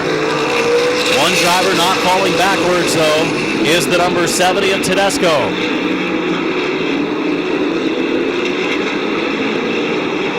Tedesco in that 70 car throwing some sparks in this race. Something on the underside of that car rubbing, but it is running very well. Oh man, Mike Miller squeezes him up along the outside wall, still gave him room enough to get to the outside, and Tedesco is making quick work of this field, and yellow's out. Caution out. Around goes Ritter and the 28 car. Jonathan Ritter in the 28 car has had a struggle.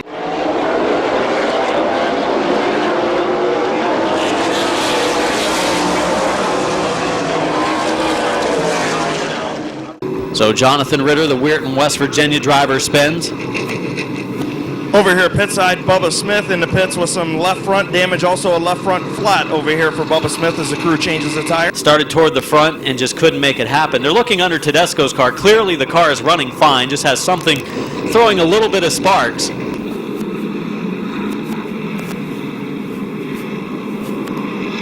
So Ritter rejoins the field. Brian Smith will come out of turn 4 for the green with Rick Sibla. Up the banking they go, down into the first turn, giving each other a little bit of room. Smith the advantage, Sibla in the 2nd spot. Smith giving Sibla plenty of room in the outside lane, and here comes Mike Miller. Here's Miller's chance to move up into the 2nd spot. Sibla caught in the outside groove. Tedesco might get boxed in. Sibla rubs the wall a little bit. Here comes the 54 of Doug McMillan. Great late model racing here at Midvale Speedway as Brian Smith leads the way. Mike Miller is second, and now the outside lane has opened up again. The sea is parted for Ryan Tedesco. Tedesco to the outside of Sibla now for third. If this race stays green, I think he can get the next two for sure. Bryant might be a little tougher. At the front of the pack is now Tedesco has taken third away from Sibla. And that driving veteran started in the street stock division here at Midvale, moved up into the late models and the super lates of the main event series, and tonight he is putting on a show in the second lane. Up into the number 2 spot is Ryan Tedesco. Unbelievable run so far, despite the sparks flying from his ride.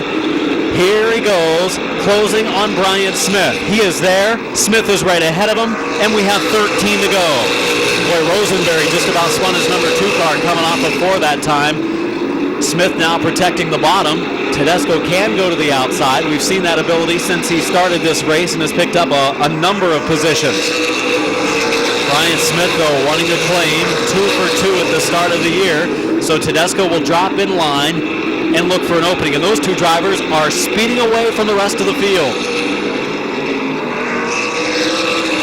Tedesco just gets a great run from the center off, Adam. He just needs that opening, and so far Smith hasn't given it to him, but you know he's got to be thinking, man, I cannot make a mistake with Ryan Tedesco on my rear bumper or it's going to be the end. And right now, the 70 of Tedesco has not been able to find the run he needs. He's trying to set him up in different spots of the track. He's breaking down where he can make the pass, but so far to no avail. 9 to go.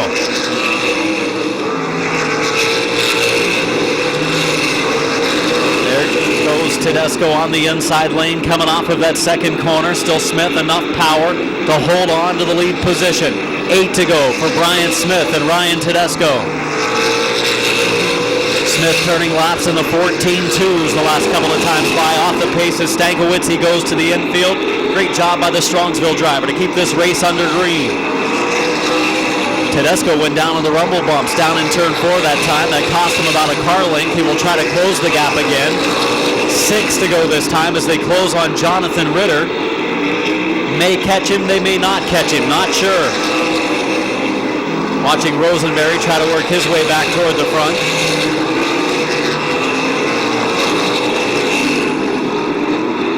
We have completed 25 laps at the line this time. Brian Smith, the leader.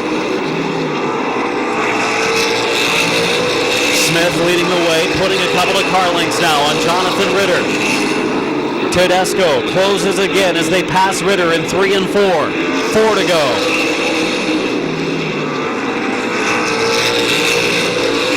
Smith's car shoves up a little bit in turn 2, then gets a little free coming off of the corner. That will slow his pace a little. As Tedesco is sideways, exiting 4. Smith across the line, still leading from flag to flag at this point. Can he take it for a final 3 laps? Tedesco's run might be just a little short. It was a photo finish basically a week ago. And trouble for Ritter in the 28 car. Into the wall he goes, and there's the yellow.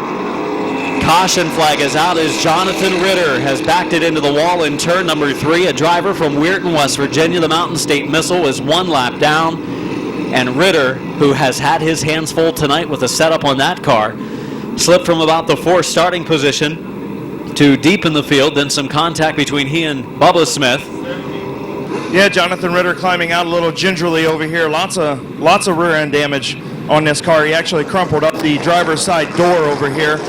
He is gingerly walking around surveying the damage. I'll try and get a word with him here in a minute, but great race up front. We'll see if Tedesco's got anything on the outside for Bryant. Tedesco kind of faded a little bit over the last 5 laps or so of that run. Now Tedesco and Smith both in the last year or so have gone to the bump stops, which is not something they're used to, but both cars seem to be wicked quick here tonight at Midvale Speedway. Hey Adam, over here with Jonathan Ritter. Jonathan, it looks like something just broke on the car entering the corner. Yeah, I don't know what it was. Something got under the rear tire or the front tire. I don't know. Something popped. Figures. Having a good run the first night of the season and come back and do this. And too much money into these things. This might be it for a good while, a couple years or something. It's pretty frustrating. Hey, the main thing is you're okay. I seen you getting it out a little gingerly. You crumpled up the driver's side door pretty good. You sure you're okay? Yeah, it's fine. I'm fine. It's just so much money in these things, and I don't know. I don't have the time to put the thing back together, really. Might hold out for a good while. Got a whole summer ahead of us. Night number 2. I know. I hear you. Jonathan Ritter very frustrated over here, and knowing his competitive spirit, he'll have this thing back together and back down here sooner than you think. Ritter recently picked up a full-time driving job with FedEx, and just like Tedesco and McMillan on their competitor UPS drivers, Tedesco and McMillan, both UPS drivers.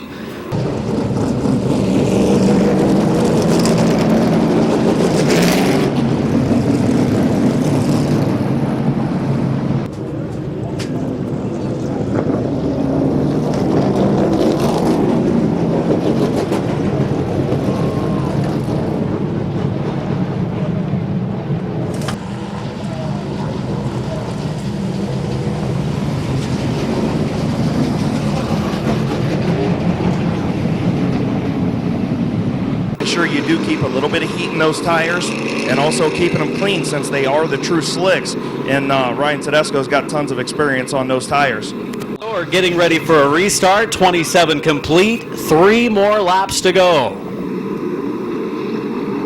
Smith and Tedesco, row 1. Miller and Sibler, row 2. McMillan, Rosenberry, row 3. And Desecker and Smith in row 4. Mills, Schneider, and Baker round out the field, and we're off and racing.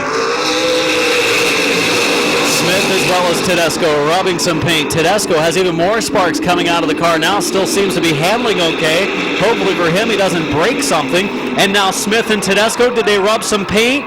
Look out! Mills in the 4 locks him up and runs into the wreck in front of him.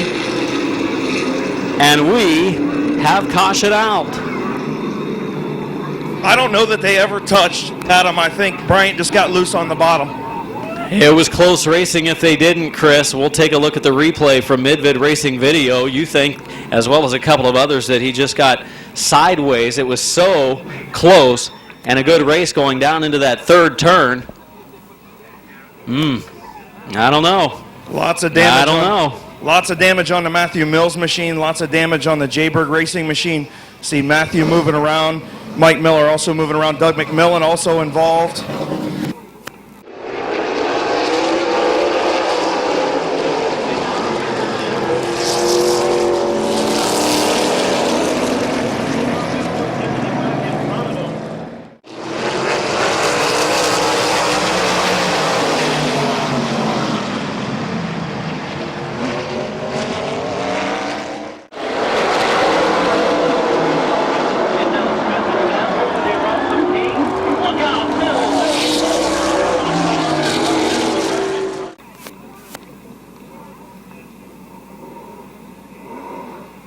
Okay, hearing from Bryant that there was a little bit of contact. I mean, that's what I saw from over here when I was watching it live. And again, it was close racing going into the 3rd turn. Tedesco's on the outside, Smith's on the inside. They go into the corner. Smith didn't go to the bottom as quickly as what Tedesco looked like he expected him to go to the bottom. It's my description of what looked like took place on the video.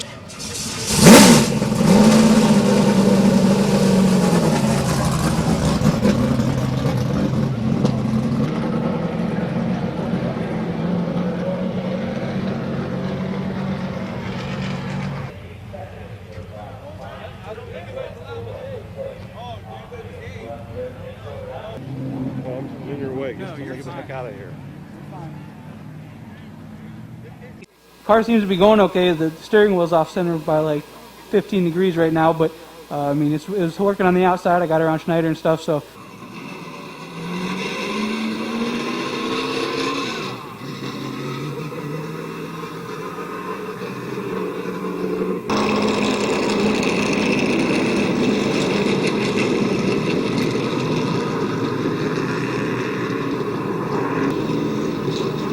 And now here we go between Sibla and Smith. Smith on the inside, Sibla on the outside.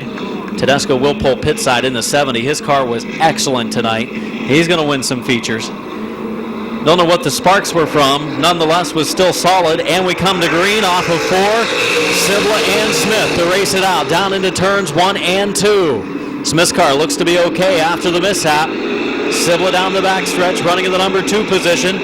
He did not go to the bottom when I thought he would. Might open the door for McMillan, and will on the front straightaway. Here comes Doug McMillan. McMillan to the inside of Sibla for the number 2 position. White flag in the hand of Terry Coletti this time. One more lap to go for Brian Smith, Rick Sibla, Doug McMillan.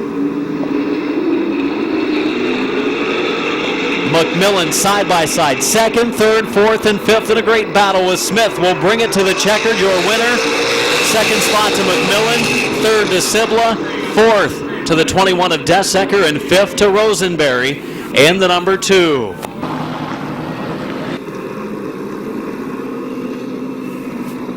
I know Ryan Tedesco kind of feel bad for a competitor like that who has the run that he did, and to have something like that happen, that's a tough deal. But congratulations to Bryant nonetheless.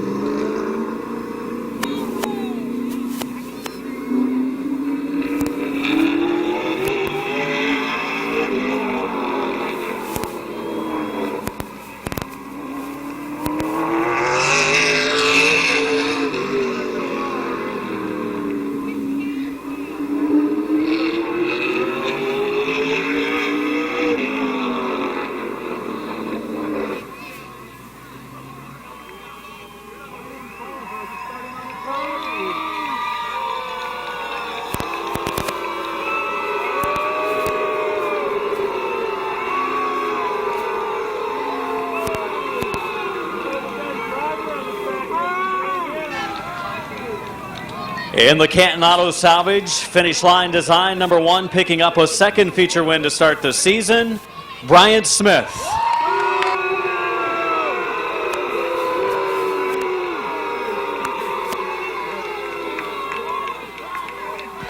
Bryant, tonight the car may be just as good as last week. Unfortunately for you, Ryan Tedesco was really good this week. He caught you. You had him in your mirror for a long time. He followed you, get a yellow with 3 laps to go. He starts on the outside. You knew you were in for a great restart. Take us through that lap where the mishap happened. Well, I know Tedesco's probably the best driver right here. Everybody knows he's one of the best drivers around. He's a great guy. I come in, got a little loose on the start, went into turn 1, and he beat me a little bit, and I thought I was fighting for 2nd from then on out. And we went down the back straightaway, and I don't know what happened. We were getting close to the corner, and it was like he turned left a little early, and I wasn't expecting it, and we hit, and I started spinning. I actually got on the gas trying to get into the infield away from everybody, and I managed to get in just enough because it barely got the wheel. It's really just a fender and door, but the car ain't 100% after that, but it was enough. Were you really worried when you restarted after that the car was going to push or something when you got to the turn?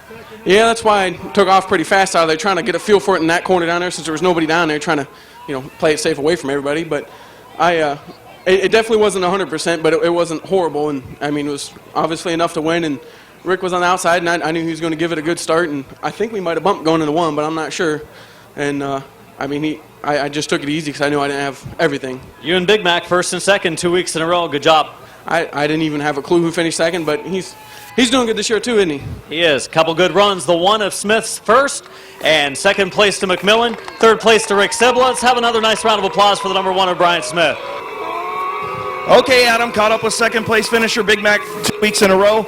Man, I'll tell you what, you said this car was a handful towards the end, but you'll take 2nd every day of the week. Oh, yeah, you can come here and get 2nd every night. It doesn't happen all the time, so I'll gladly take 2 in a row. They're on the last in that deal with Miller and Tedesco and the 1, and I got my wheels hit on both sides, and it was a handful there at the end under Sibla, but he looked like he was struggling as bad as I was. I think we hit once, but Ricky's a good runner, so I'm glad to get 2nd. So does that mean you're going to come back a little more often than part-time or no? Well, I don't know. You might not see me again until the middle of June. Wow, okay, well, take that 2nd place and live it up for a while. Yeah, definitely. Congratulations, Doug. Yeah, good run. All right, thank you. All right, that's Doug McMillan. We'll pop in here real quick.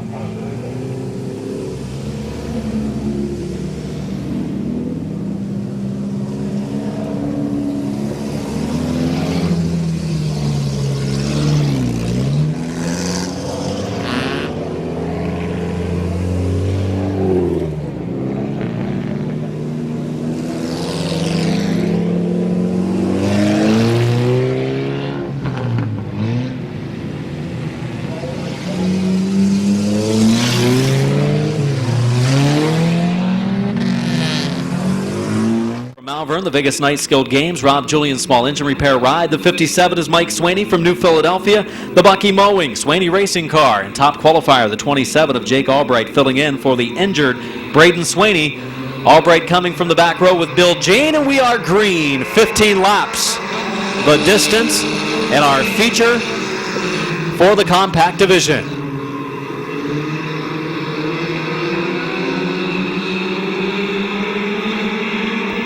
We've got him racing down into turns 3 and 4. Jason Shaw in the number 1 car in the lead, side by side for second.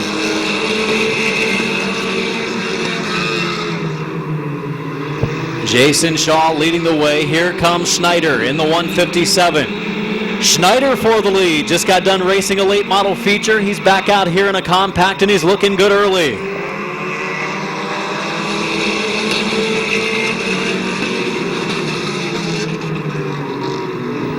Your leader is Schneider, now 3 wide for the number 2 position. Who will give here? It doesn't look like anyone will have to as Shaw drives it in deep, goes back to the inside, and is in that second racing lane.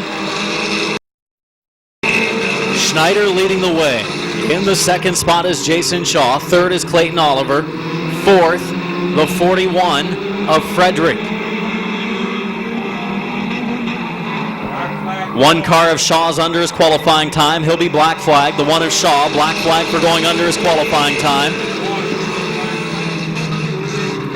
Leader is Schneider. Second place is Oliver. Third is Frederick. And now dropping off the pace, the number 1 of Shaw.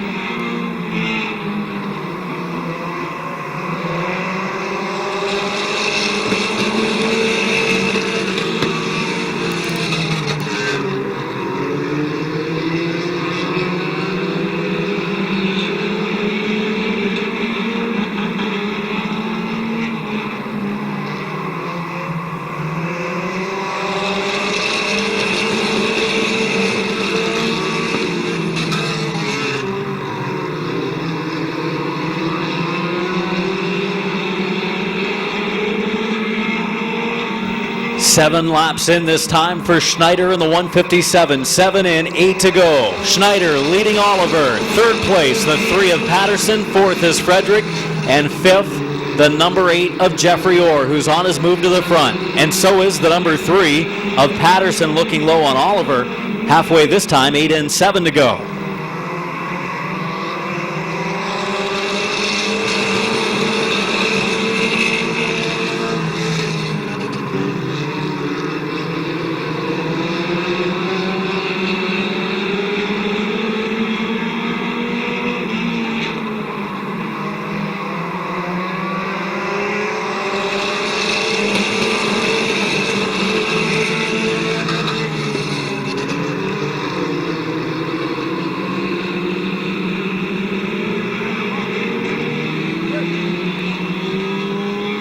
We've got a yellow for a spin down in turn number 1 as the 4 car had gone around. The 4 car of Anthony Vasilou getting some contact from the number 59 of Bill Jane.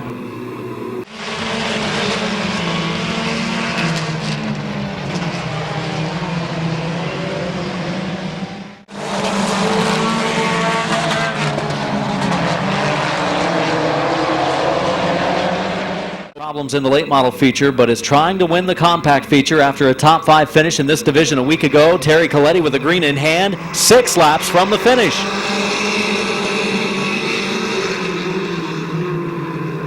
Schneider takes it through turns 1 and 2. Down the backstretch, your leader, Bob Schneider Jr. Here comes Patterson in the 3. He gets some contact, I think, from Orr in the 8 car entering the corner. 5 to go.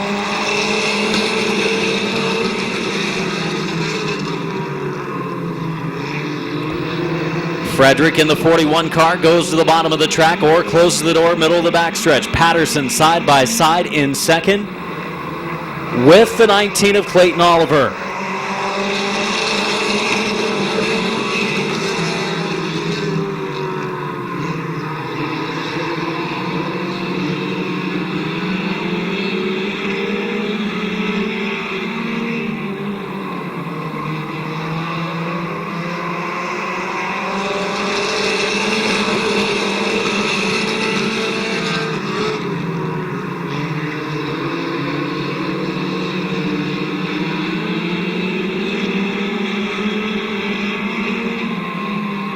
Two laps to go, 13 complete for the 157 of Schneider. Patterson, Jeffrey Orr, and Frederick first through fourth. Jake Albright driving for Braden Swaney is up to fifth. And Schneider is protecting that inside lane as much as possible. Says go to the outside if you want to take it. Patterson right now following him. It's like a train down the front stretch.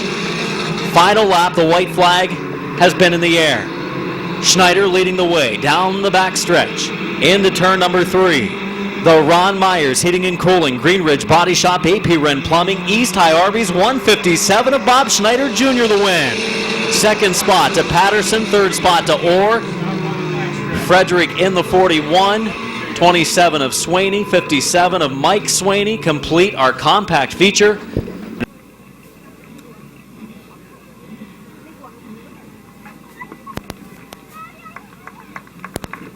He'll take his victory lap after getting a bath on the front straightaway.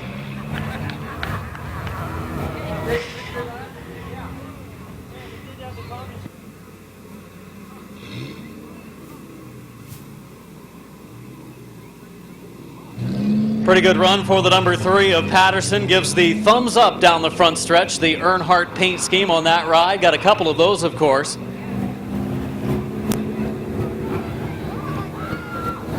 Good to see the 157 car make its way back into victory lane. Jeffrey Orr, solid run in the number 8 after his dad Lenny drove it last week almost to a victory.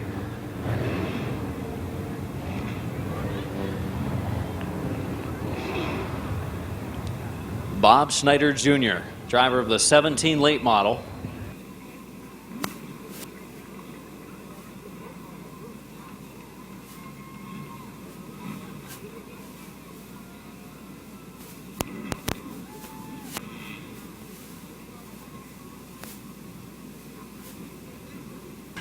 The CJ's drive through East High Arby's, number 157. Let's hear it for Bob Schneider Jr.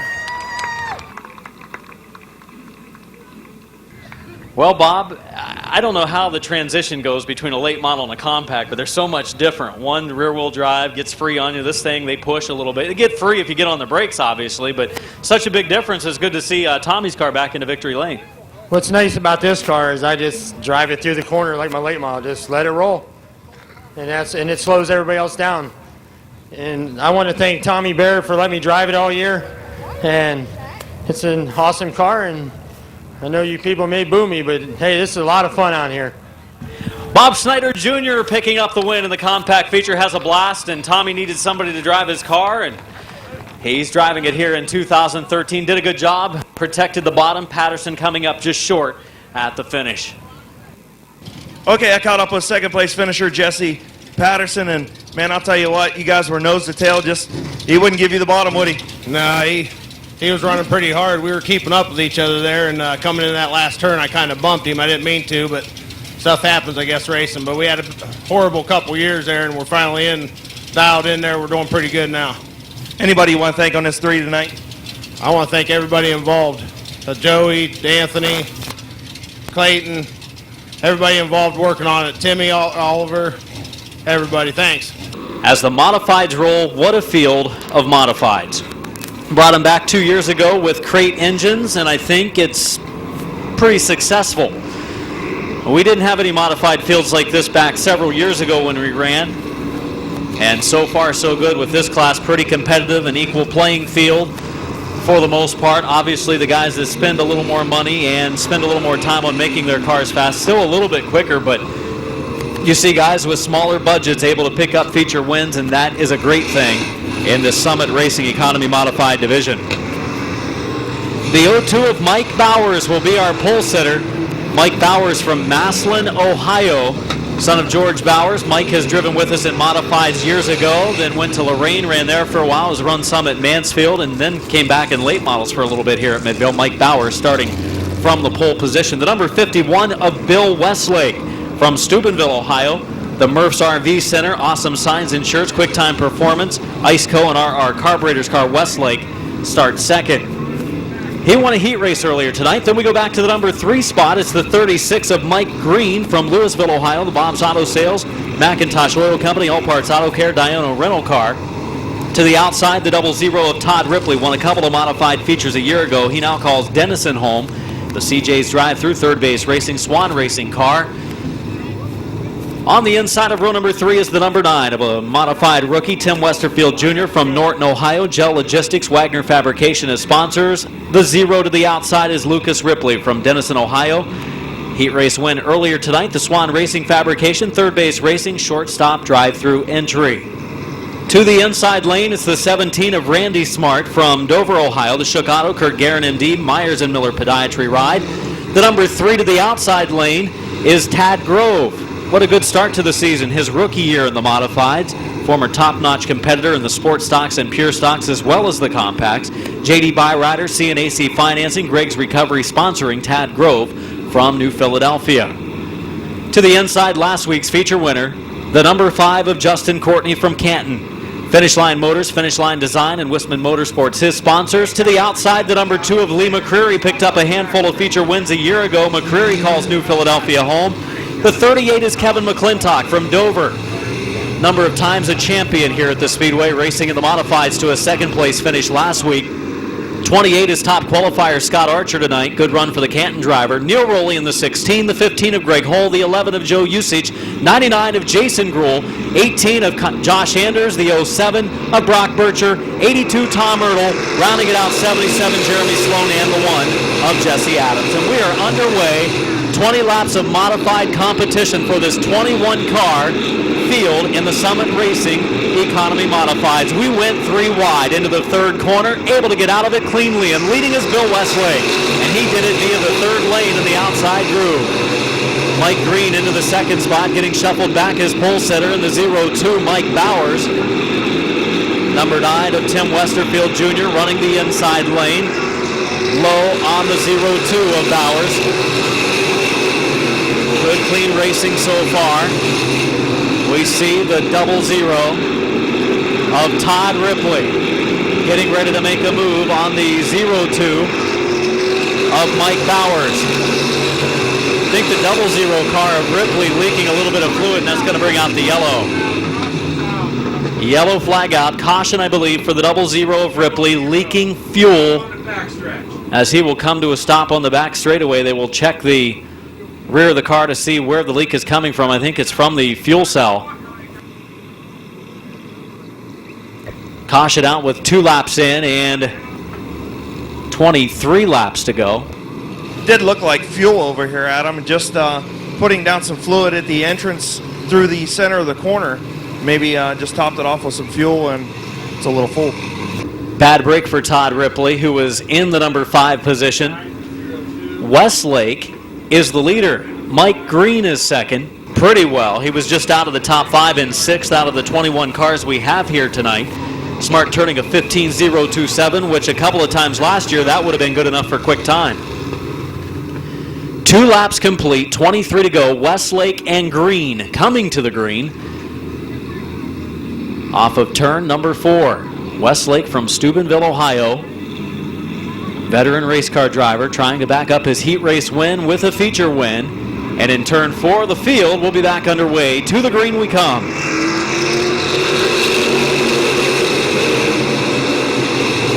Westlake pushes up a little bit, has to check up, and Mike Green had a good run 2-2. Down into the corner, Todd Ripley in the 00 is still leaking. They'll have to send him back off into the pits. Steubenville's Bill Westlake, your leader. Tim Westerfield in the number 9, gets to the inside now of Mike Green for the number 2 spot.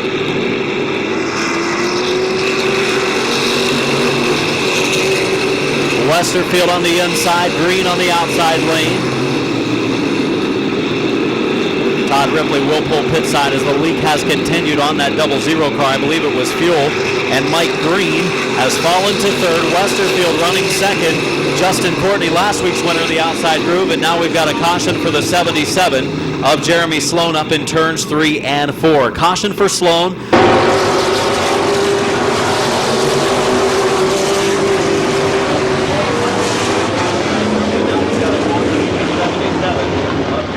Laps in and 21 laps to go in this Summit Racing Equipment economy modified. Jesse Adams stopping over in turn 3, letting the track crew know that there is a piece of metal laying in turns 3 or 4 on the 00. And he's still on the lead lap, fortunately for Ripley. 51 of Westlake, 36 of Green, 9 car of Westerfield, 02 of Bowers. Green in turn number 4. Westlake into the lead again. He goes up the banking, opens up the extreme inside, and here comes the number 9 of Westerfield Jr. again. Second ever modified start. He makes some contact with Green there. Looked like he was going to spin him, unfortunately, but was able to continue in the right direction, and that's good news for Mike Green and Westerfield. Green able to hold on to second. Single file formation through most of our top 10 now, except the 5 of Courtney, who is trying that second lane, looking pretty good out there on the outside of Lucas Ripley. Had him at the line that time by. Scott Archer for the 4th position. Archer currently 5th. We saw him in the heat race go to the outside, and now we see him in the feature doing the same. Archer making a run for 4th position. Archer up to 4th, Smart back to 5th. 6th spot is McClintock. 7th place is Bowers. 8th place, Lucas Ripley, and behind them, side by side, between Lee McCreary and the number 5 of Justin Courtney. Courtney running the high groove, McCreary running the inside lane, and now for 5th, here comes McClintock and Smart. Boy, McClintock's car looking good tonight in the second lane. Those two drivers, second and third last week. It was McClintock finishing a close second to Courtney. Smart finished third. McClintock working the high lane of Randy Smart. Scott Archer has caught the top 3, so that's a battle to watch too. We've got Sloan around down in turns 3 and 4 again as he loops it up in the outside lane of 3 and 4 and brings out the yellow.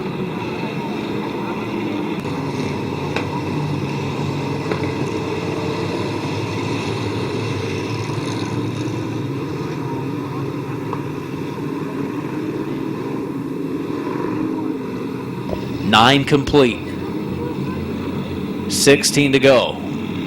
Westlake on the low lane. Green on the outside. See if Westerfield can get up beside Green this time and try to take second away. It helps that Green spun his tires a little bit, got loose. Archer, another driver that's been making some moves. There comes Westerfield on the bottom. Looking good, and we've got around the 07 of Bircher down in 1 and 2 to bring out the yellow. So caution out for the 07 of Brock Bircher, fortunately for some of the drivers that were in our top 10. The caution coming out for the 07 of Bircher, who had spun entering the first turn. Fortunately for those that spun in 3 and 4, they get a pass here, and they'll get their spots back because Bircher had already spun down in turns 1 and 2. But yellow out, still 9 in, 16 laps to go. Bircher getting out, looking out the left front of his car.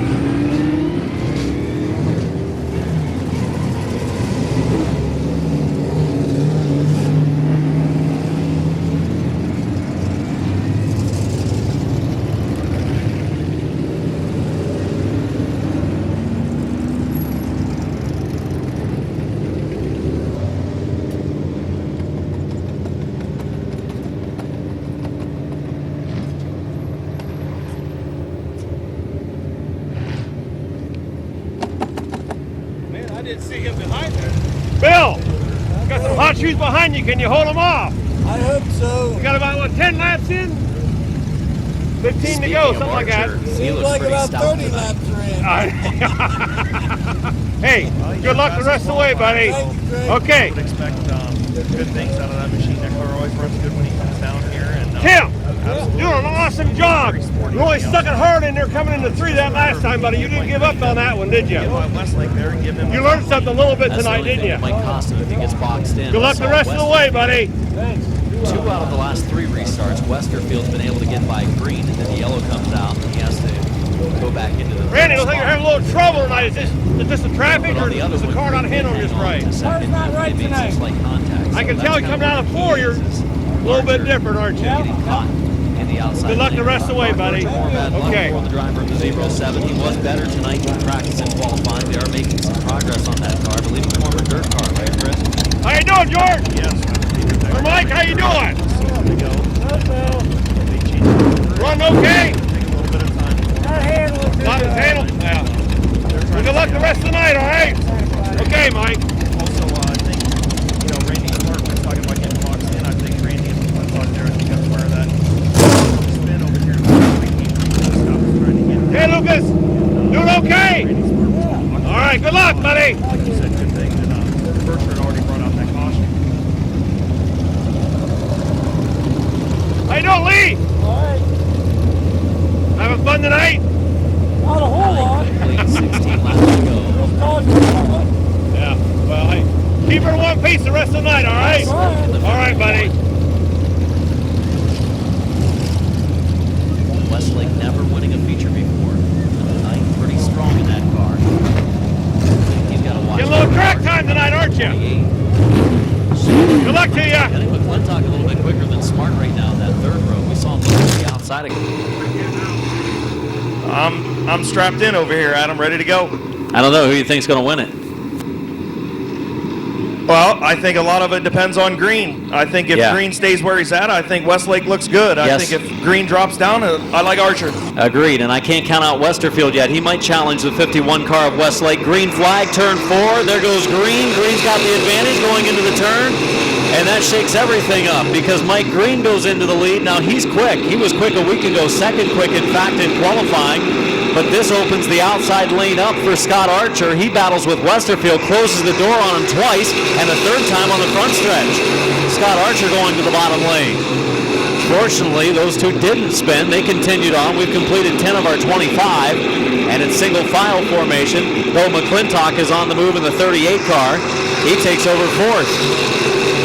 McClintock, last week's runner-up, having a great start to his season. His dad, Ken, having some health problems, but good to see him back at the racetrack for the start of the year. 1 lap from the halfway mark.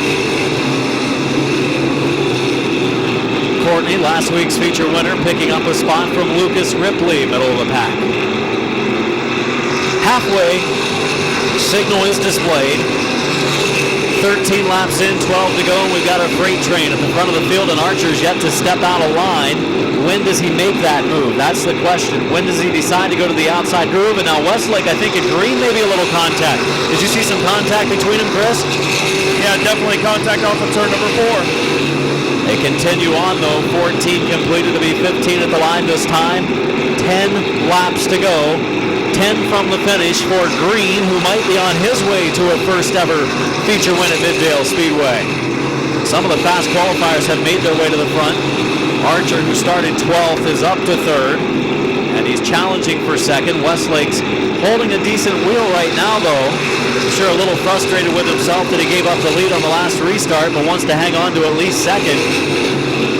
You see the equal power underneath the front compartments of these cars in the modified division. $3,200 crate engines for the Summit Racing Economy Modifieds.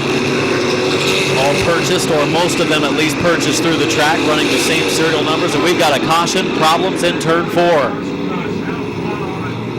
1 car of Jesse Adams spinning on his own down in turn 4. Adams the spin, other cars collected. Jason Gruhl in the 99, the 11 of Joe Usich there. Pulling away from the scene The 18 of Anders. So the 1 of Adams brings out the yellow. He's had bad luck the first couple of weeks.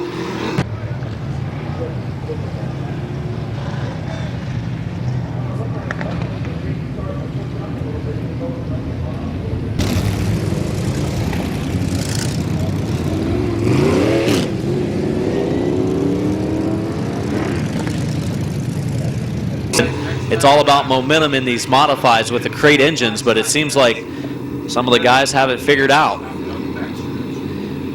Mike Green, Bill Westlake, front row restarters, each looking for their first career feature wins at Midvale Speedway.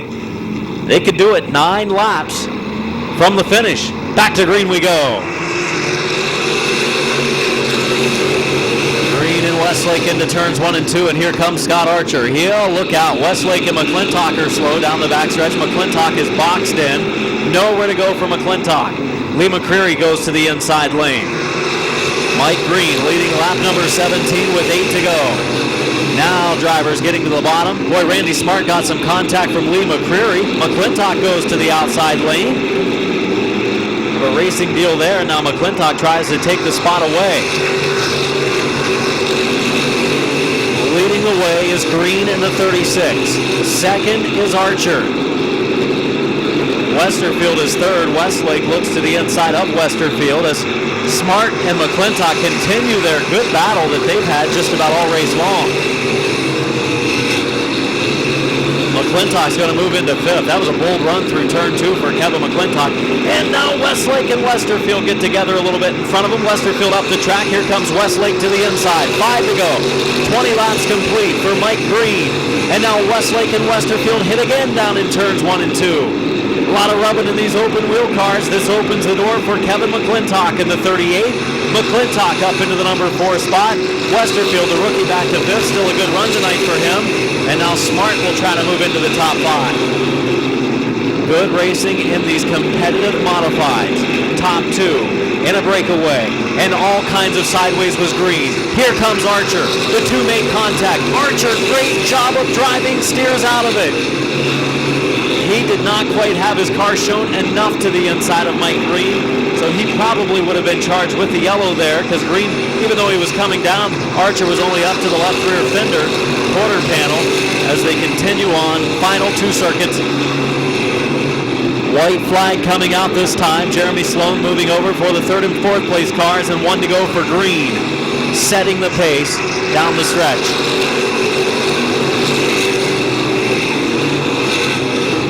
Green, the sizable advantage, goes into turn number 4, will come to the victory. It is Mike Green, the Louisville, Ohio driver, the win, his first career victory. 2nd spot to Scott Archer, 3rd to Bill Westlake, 4th place to Kevin McClintock, and finishing 5th is Randy Smart. That was a little bit rough there for a while, but things settled down, kind of, at least to the point where we got the last 9 or so green flag racing laps complete. As we get down to our final 2 features, the Pure Stocks and the Compact number 2 feature coming up.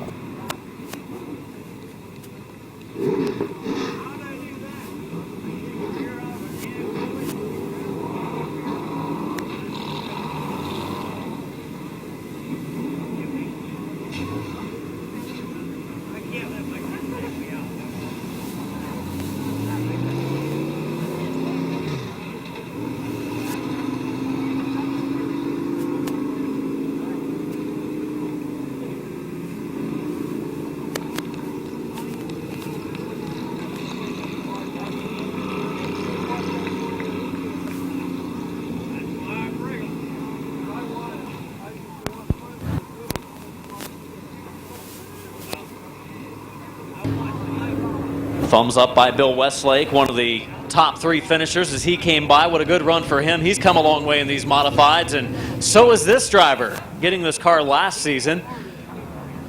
Car from the Diano Racing stable.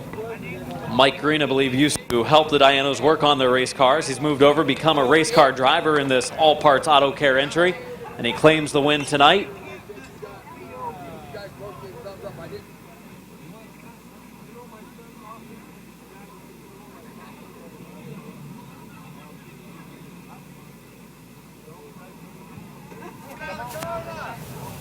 A Louisville, Ohio driver claiming his first career feature victory at Midvale last season. Wasn't among the fastest cars this season. He's turned it around quickly. Second place in qualifying last week. Tonight, he takes it to a feature victory in a 21-car starting modified field. Still again, pure stocks and compacts yet to go. There he is, your winner, Mike Green.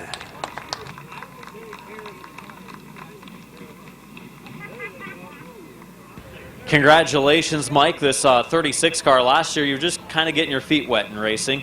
Got some experience, had a bad crash, got a car put back together, came back, got a little more experience. And this season, it's all about winning, I guess. You were good last week, second in qualifying, tonight the win. Yeah, first of all, I got to thank Doug Meyer and Terry Meyer, all parts. These cars, mine and Doug's, both come out of the same garage, and they've helped me out tremendously over the winter, getting this car right after the crash. Also want to thank Joe Walker, Preston Walker for helping me out today, Mario Diano, and Brian Volk, Bob's Auto Sales for all the support. Was there at any time when you started racing last year or into this year where it just all of a sudden clicked and you said, I think I figured it out? Probably about, I haven't figured it out yet, believe me. But I've started feeling comfortable probably about after the heat last week. Things have started to slow down a little bit. I mean, I always crew chief Doug's car, and you know, he always joked about me getting in one of these things. I tell you, once you're behind one, it's crazy. Let's hear it for your winner. First career feature win for Mike Green. I will tell you, Adam, I did catch up with Scott Archer, your second place finisher over here. I'll get to him in a second, but Bill Westlake did bypass the so I don't know what the call on that will be. Okay, let's reach in here with Scotty. Scott, seemed like you had a great car tonight. Obviously, fastest qualifier. I really thought that, we were talking earlier, once that top opened up and Mike Green passed Westlake, I really thought you were going to go on the outside. You told me you just couldn't get a run. Yeah, once I got up there, the tires were so hot from riding around on the top that I just couldn't do nothing with them. I didn't quite get the restarts. I don't know what he was doing on the restarts, but I guess that's the way you start when you don't have any experience. I don't know. 84-point leader Rich Schweitzer, second quick in qualifying. Top qualifier Don Boron Jr., the 82, starts on the inside of row 5. Out there is the 29 of Waylon Orr, the 112 of Austin Harvey, the 68 of Gary Hoopengarner, the 9 of Nick Harmon, and the number 80 of Robbie Patterson. And a big congratulations to Nick Harmon and Wendy Harmon, celebrating their 11th anniversary. Nick, the driver of the number 9, look out, down in the corner. Here comes Oliver for the number 2 spot to the inside groove, makes the move on Kyle Anders. Oh, into the wall goes the number 5 of Vince Martin. Martin in the number 5 into the wall. He pulls away from the scene, but he's got damage to the right front suspension. Hopefully not the frame, but a good chance it did bend it some. As Vince Martin, second time today he's been in the wall.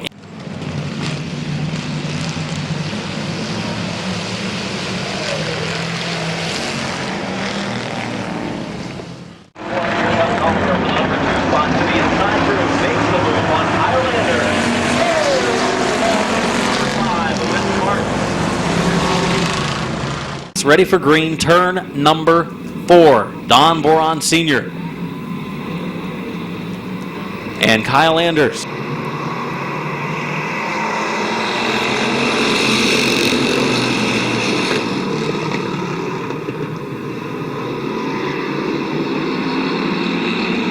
Here comes Shimko. 3 wide with Moss. Moss closing the door, spins down into the infield, and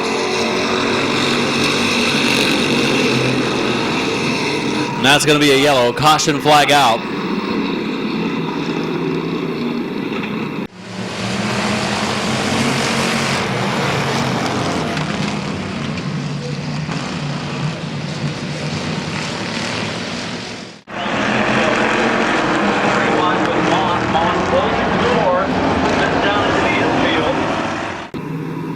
Josh Moss. Tough start to his race tonight.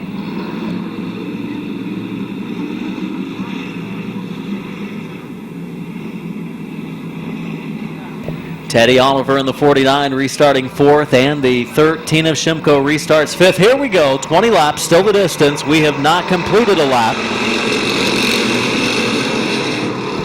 Nice looking field of pure socks down into the first and second corner. Side by side for the lead. Boron inside. Outside is the 18 of Anders.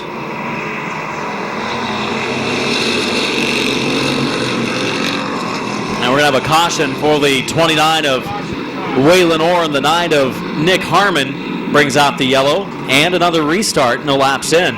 So a tough start to this one.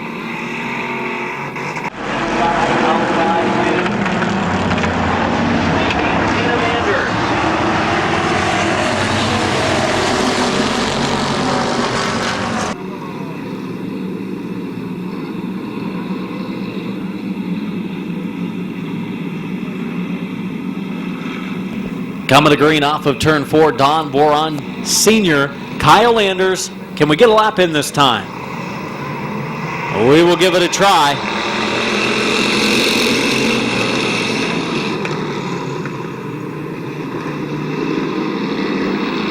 Clean and green down the middle of the backstretch. Boron in the 88. Anders in the 18. Oliver in the 49, and Anders all kinds of sideways. And yes, we get the first lap in as Teddy Oliver decides to go to the bottom lane. Teddy Oliver waiting for an opening on the bottom. Martin decides to go to the outside groove. Mike Martin in the 6. Man, these drivers really hugging the bottom lane, front of the pack. Oh, Oliver gets an opening to the inside. It closes up quickly.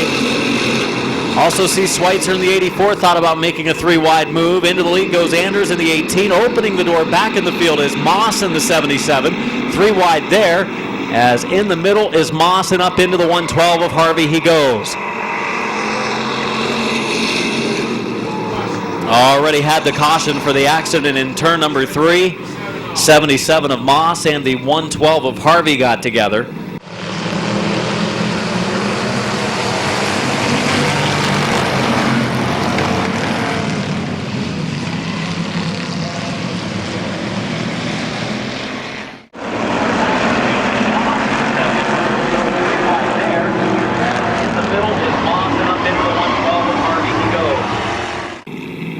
Two laps in and 18 laps to go. Austin Harvey's 112 getting spun. Going to get pushed away from the scene of the accident down in the corner. Harvey was on the outside of the 3-wide. Moss caught in the middle, kind of nowhere to go, and just pushed up a little bit into the side of Harvey, and Harvey spun it around. The Barberton, Ohio area. Picked up a heat race win a week ago. 2 in, 18 to go. And of course, we got to watch Boron Jr. and Schweitzer, the two fastest cars, because they're going to be on their way to the front as well. Off of 4 for the green, 2 complete, 18 to go in this pure stock feature. Good restart. Martin bump drafting down into the corner. Anders up the banking. There's that opening. Teddy Oliver looks for it. He finds it. He will go for the lead on the backstretch. Oliver 3 wide into the corner. Anders in the middle. Boron on the outside, and there goes Boron. He's up in the 3rd groove, runs out of room. Back to 6th he goes. Oliver leading lap number 3.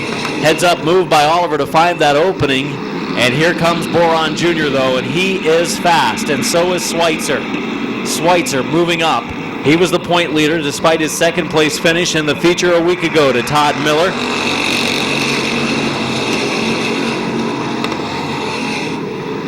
A battle for the lead ensues. Don Boron Jr., the top qualifier, extremely quick tonight. Oliver holding the inside lane. Boron on the outside.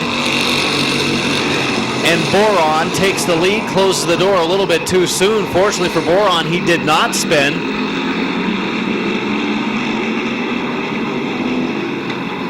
Yeah, 82 of Boron didn't quite have Oliver cleared. However, he was able to steer out of it after the contact, and Hoopengarner rubs the wall, and he damages the right rear and flattens the tires. So Hoopengarner is going to spin it out. Waylon Orr will go around him, and Boron goes to the inside, and yellow flag is out as Hoopengarner got into the wall coming out of 4. He thought Randy widened the track by 6 feet. It was only 5 feet.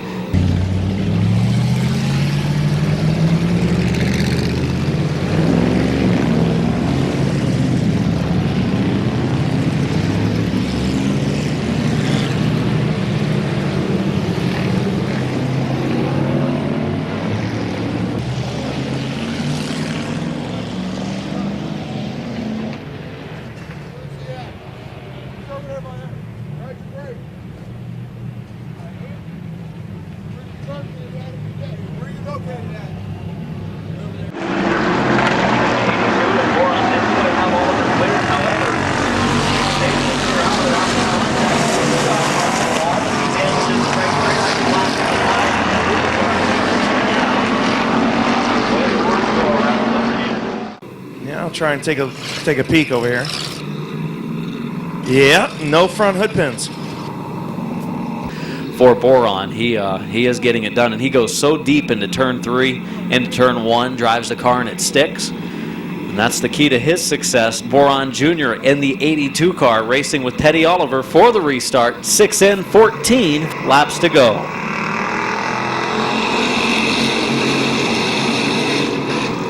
Don Boron Jr. on the bottom. Rich Schweitzer in the 84 car will try to follow him through. Around goes Anders in the 18, spinning to the infield. Anders spinning by himself will get the car moving again and come to a stop. Caution out for the number 18 of Anders. Don Boron Jr. on the bottom.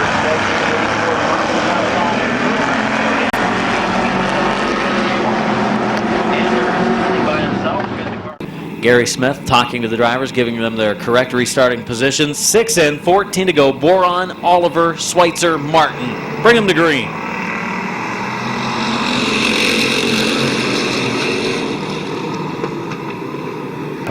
Harmon in the number 9 with problems. Martin has a flat tire. He goes into the pits. Leading the way is Boron. Second is Schweitzer. Third is Oliver now. Fourth is Shimko. And fifth is Boron.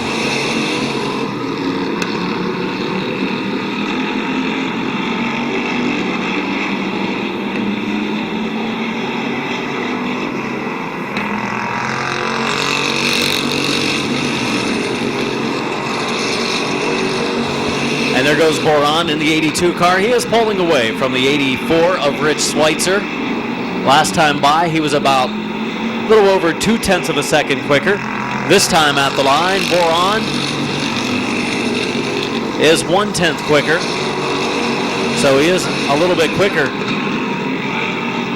And now Shimko and Oliver battle for the number 3 position. Shimko in there going into the corner. Oliver closes the door and hangs on to third. Halfway, 10 laps in, 10 to go.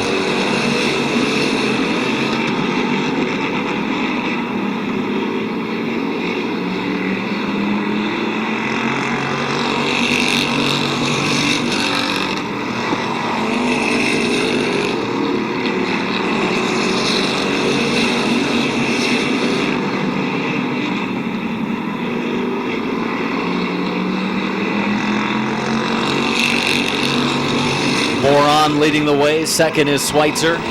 Third is Oliver. Fourth is Shimko. Fifth spot is now Harmon. Harmon moving forward. Up into fifth he goes.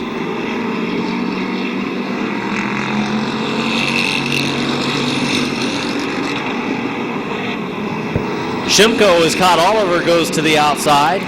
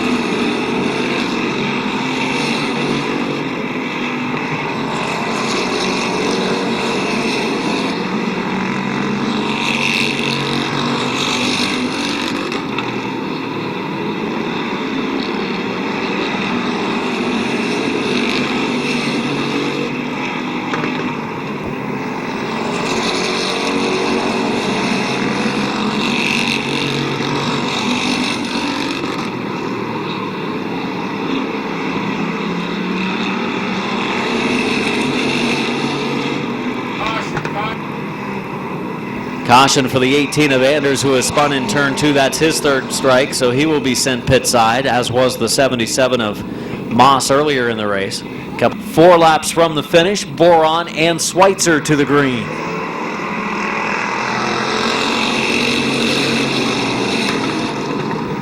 Boron the advantage in turns 1 and 2. They have already gapped 3rd, 4th, and 5th, and there is Schweitzer pulling to the low lane. First and second, sideways is Schweitzer, just about loops it, trying to keep up with the 82. And now, Oliver side by side with Shimko for third, fourth, and now here's fifth. Harmon in the 9 there. 18 in, 7 to go at the line for the 82.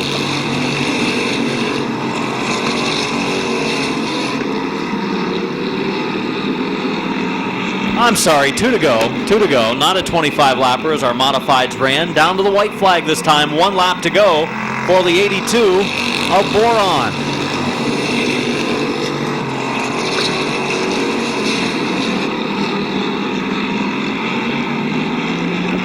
Coming to the checkered this time, it will be Sparta driver Don Boron Jr. to his first victory in 2013. Schweitzer second, finishing third is Shimko. Fourth place is Oliver. Fifth place is Harmon. Sixth is Boron. Seventh is Orr. And eighth is Patterson in this 20-lap feature. Thought for a moment, 25. That's the modifieds that run 25 here at Midvale. I want to see if you can do this interview for more than about a minute, Adam.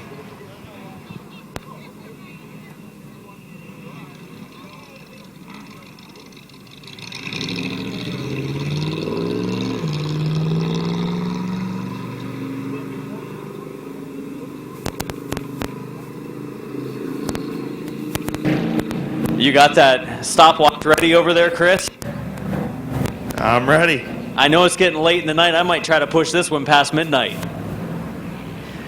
Hey, you're going to have to do all the talking, though, I got a feeling.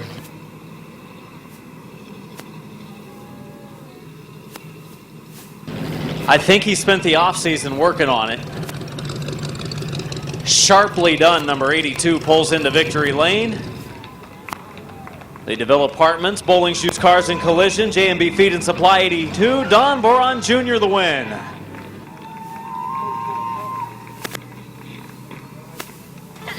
Well, Don, congratulations, another win. I was talking during the race with Chris Cale, the roving announcer, about how this car has improved. You guys went to the crate engine last year, made a big difference. Everybody on the same playing field up with the top number of cars. You drive in so deep in 3 and the car sticks. It's got a good setup in it.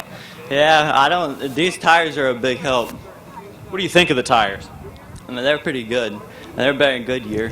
Now, you're a little bit quicker than Schweitzer and Teddy, and let's see, we got Todd Miller in this division. You've got some pretty good drivers. I'm not going to count your dad in that group yet, but he was a little bit better tonight. But when you're racing out there with all those veterans, it's got to be like, man, I'm beating some pretty good guys out here. Yeah, it's different. Man, I don't know that I'm going to be able to do it, Chris. I think you beat me tonight. Well, congratulations. You have some people you want to thank? Yeah, Bowling's Used Cars, Buck Hill Fabricating, B&B Supply, and DeVille Apartments. All right, Terry Coletti said I went over a minute. I know it was me part of the time, but congratulations, your winner, Don Boron Jr. 56. I think your battery's gone dead, Chris. What was that, what the Celtics scored last night? Oh, I paid you a compliment. Now you're going to do that? Shame, shame. I'm raising my Jolly Roger, though.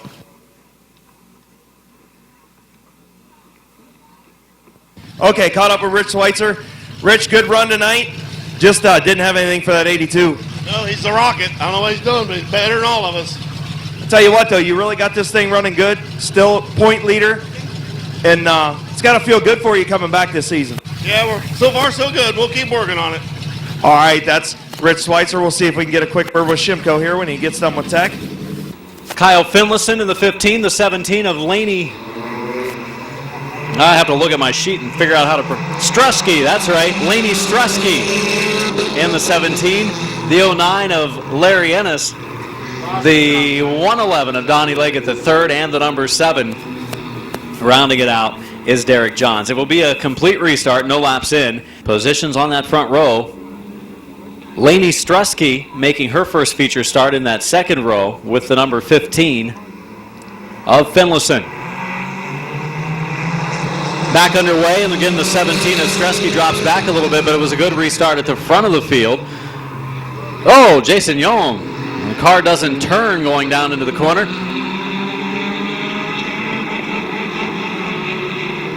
Young gets moving again in the 25. That's good news. We'll stay green. Leading the way, the 07 of Josh Roberts. Here's Finlayson in the 15, looking for the lead.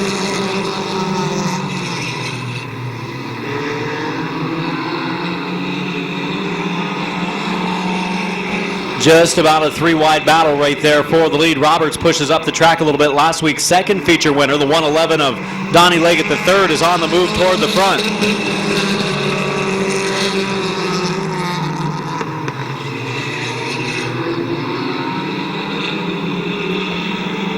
.111 of Leggett. Oh, some contact from Roberts as Roberts and Leggett get together.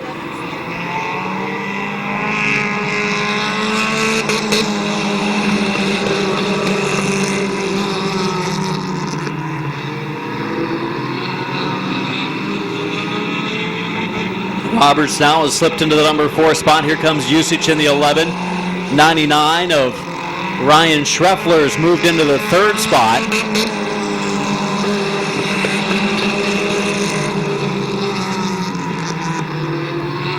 Leggett leading the way down the backstretch. The 15 of Finlayson 2nd.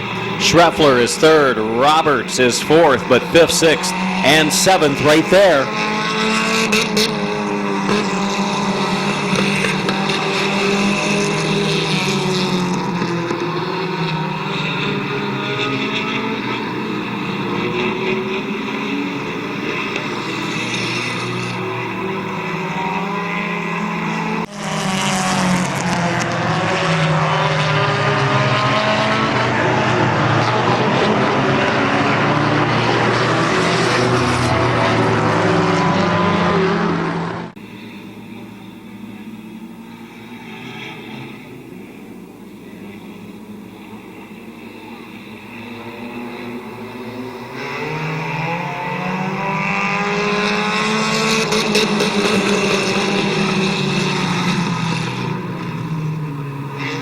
Leggett back into the lead. The battle now for 2nd. Here comes Schreffler in the 99, trying to squeeze by the 15 of Finlayson. Laney Struski in the 17 running 4th.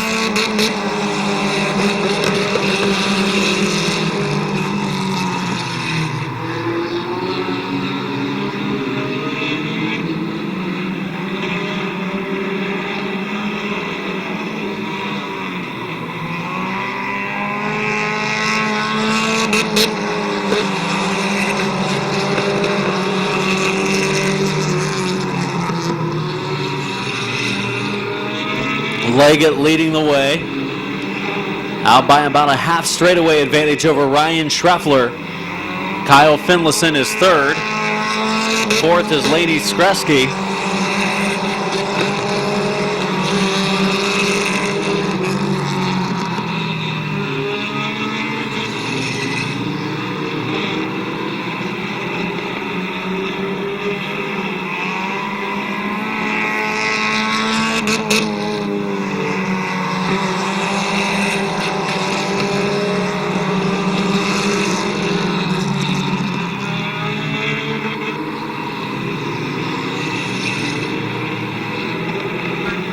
Ten laps in, 5 more laps to go.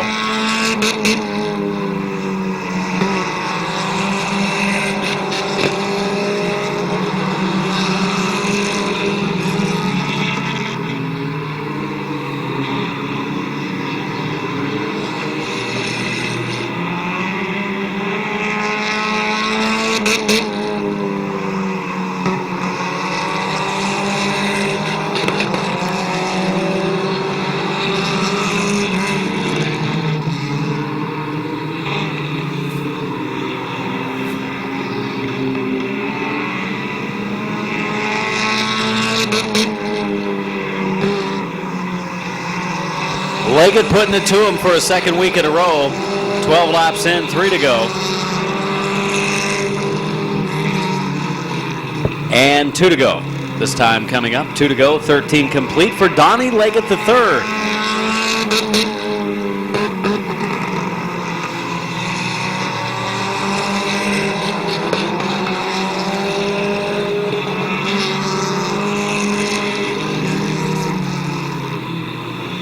Second place battle between Schreffler and Finlayson, 2nd and 3rd, close racing.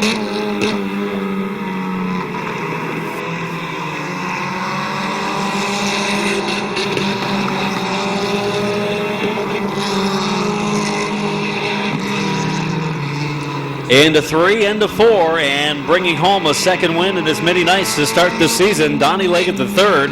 The Leggett Auto Service Carroll Asphalt Ritz Concrete car. Second place to the 99 of Ryan Schreffler. 15 car of Kyle Finlayson finishing third. Those top three will stop over in turn number 3.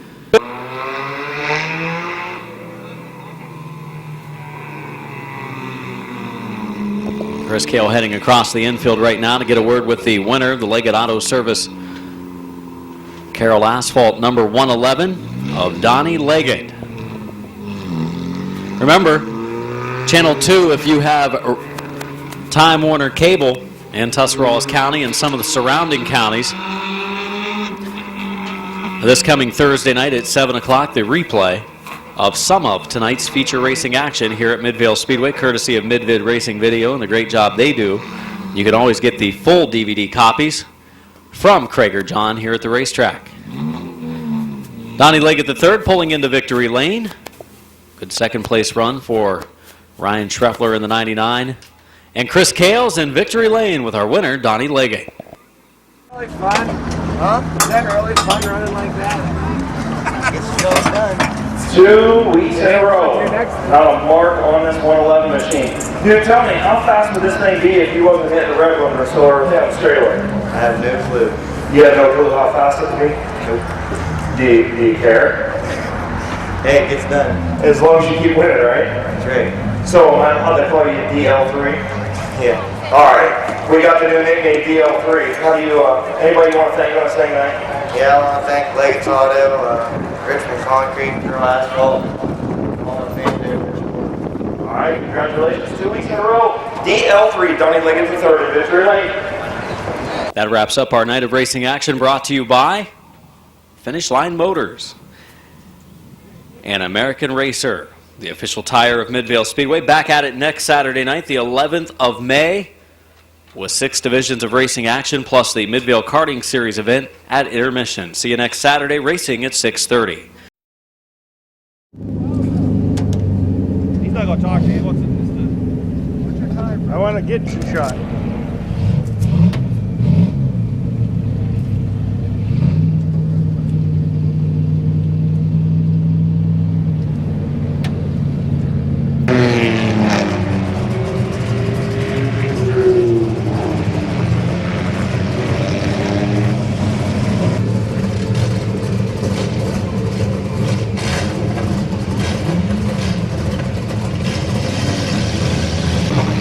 I see Bill.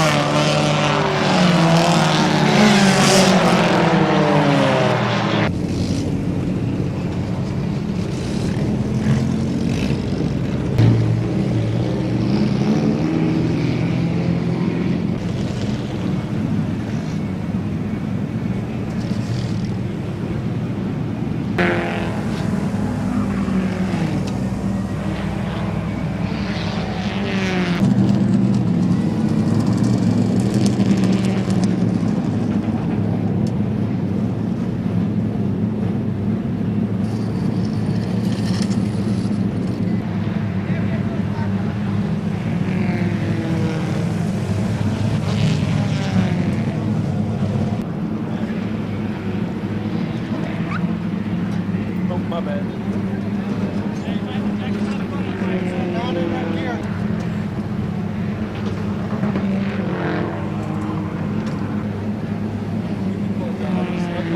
See what happens if you can.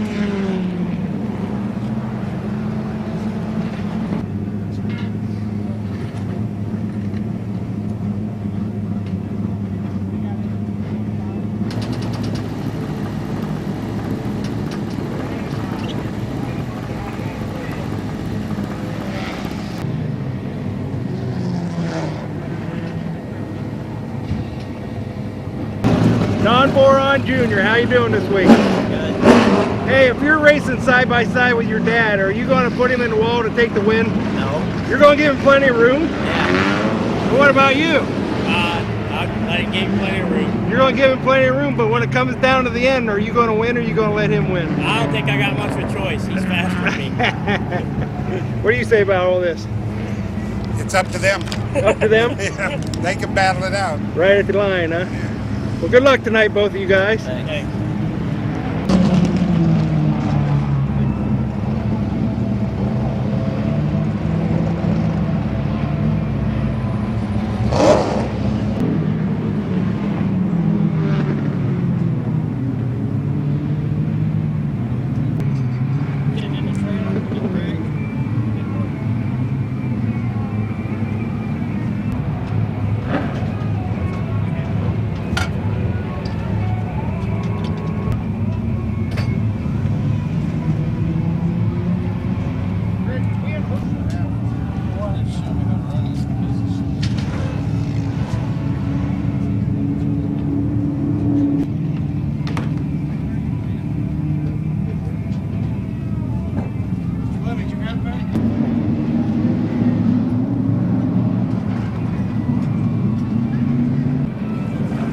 Action.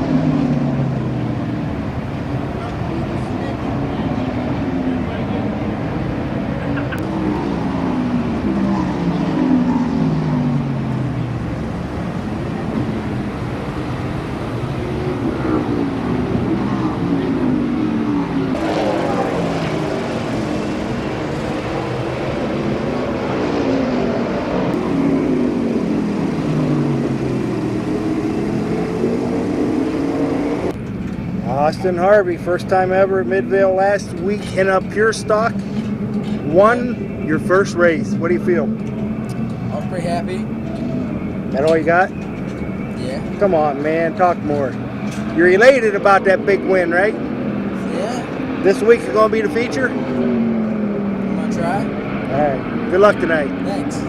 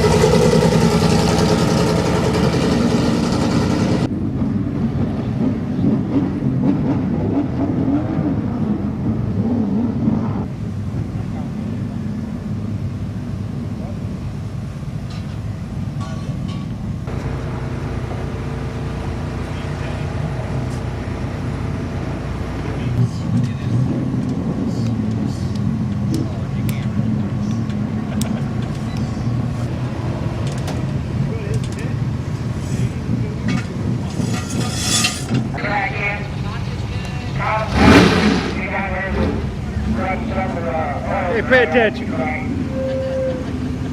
Hi. Daryl Dexter. Hey, pay attention. Daryl Dexter, how you doing? Okay. Right here. Look right there. Aren't you a little too old to be underneath the car? Yeah. Okay. How many years you been running out here now? Oh, this makes it about 57 years total. For a young guy like you, that's a lot. Yeah. Good luck tonight, Daryl. I need it. I need more than good luck.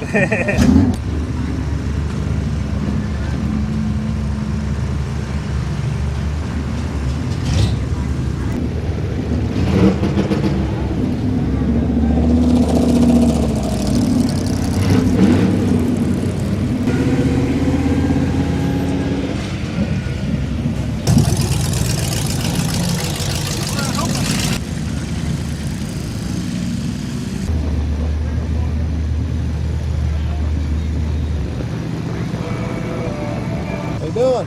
Good, how are you? Pretty good. I'm just here to see how you take your helmet off. How we doing today? Pretty good. Now you're blocked. You put that right in front of the camera. I can't see you.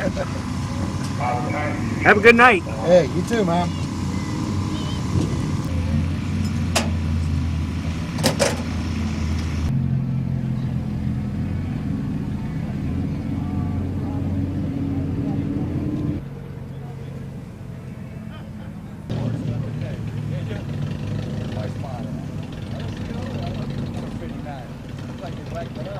Bill Jane, how are you? Good, how are you? No, don't walk away. I got a question to ask you. Hey, that guy last week did not look like Bill Jane I know.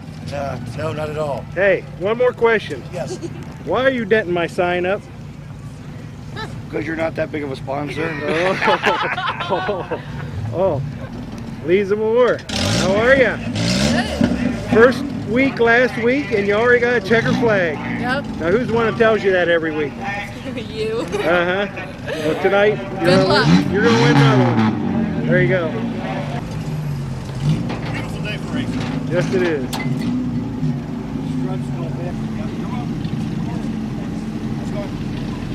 Good luck.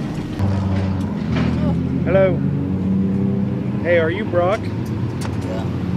Are you really Brock? I'll bet it ain't grounded. You're not going to beat this car up this week, are you? You promise? That's your chip, right? This is mine. Good luck. Can't get any worse. Good luck tonight. Thank you, I appreciate I seen a couple boo-boos last week on this car. So. There was a few. Yeah.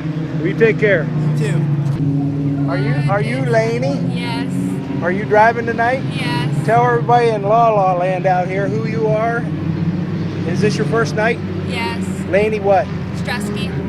Good luck tonight. Thank you. Welcome to the jungle.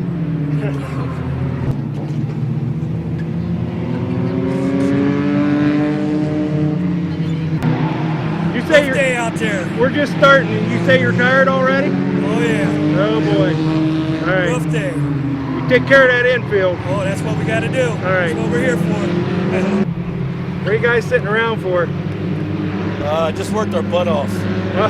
You just did? Well, your Yeah. head's a little sweaty, I see. So. Yeah. Yeah. There you go.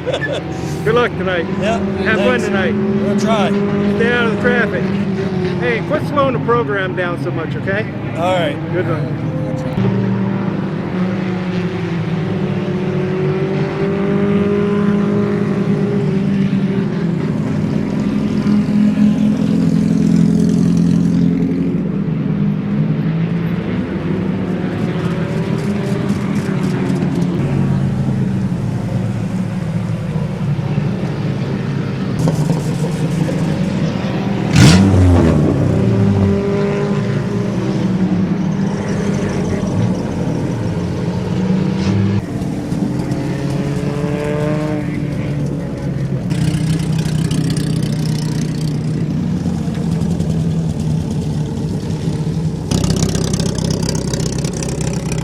We can give it back. Matter of fact, he owes me $2. I didn't write no receipt out for it. Well, I bet you. Down there where he works at. But he never said nothing to me about it. Down there where he works at, yeah, I gave him. Because he owes me $2. Here's the deal. It's still right on top of the speed.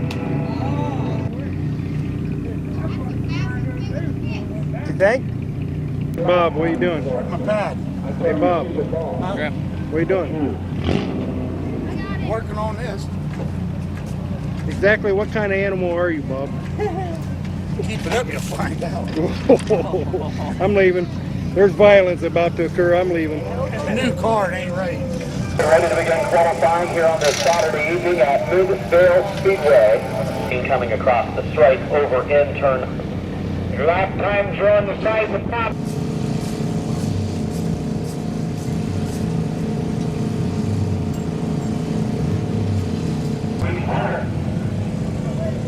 Across the starting line. And get out of the way for qualifying. The front top division is all the way to turn number 4 of the big track as we cut across the infield again. Starting up our Tommy Sports car at Higher Barcelona.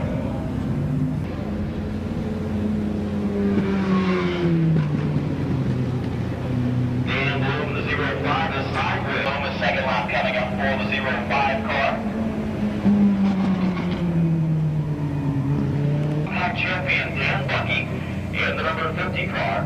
On to run big track compacts this. Jonathan Ritter. And you, Chad. There's a guy over there wants to know if you got either the same mothers or the same dads.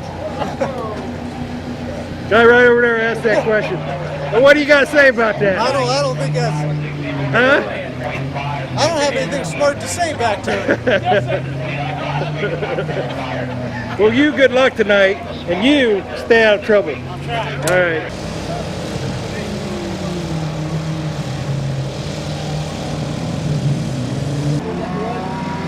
I think I was already here once, wasn't I? Yeah, I was here earlier.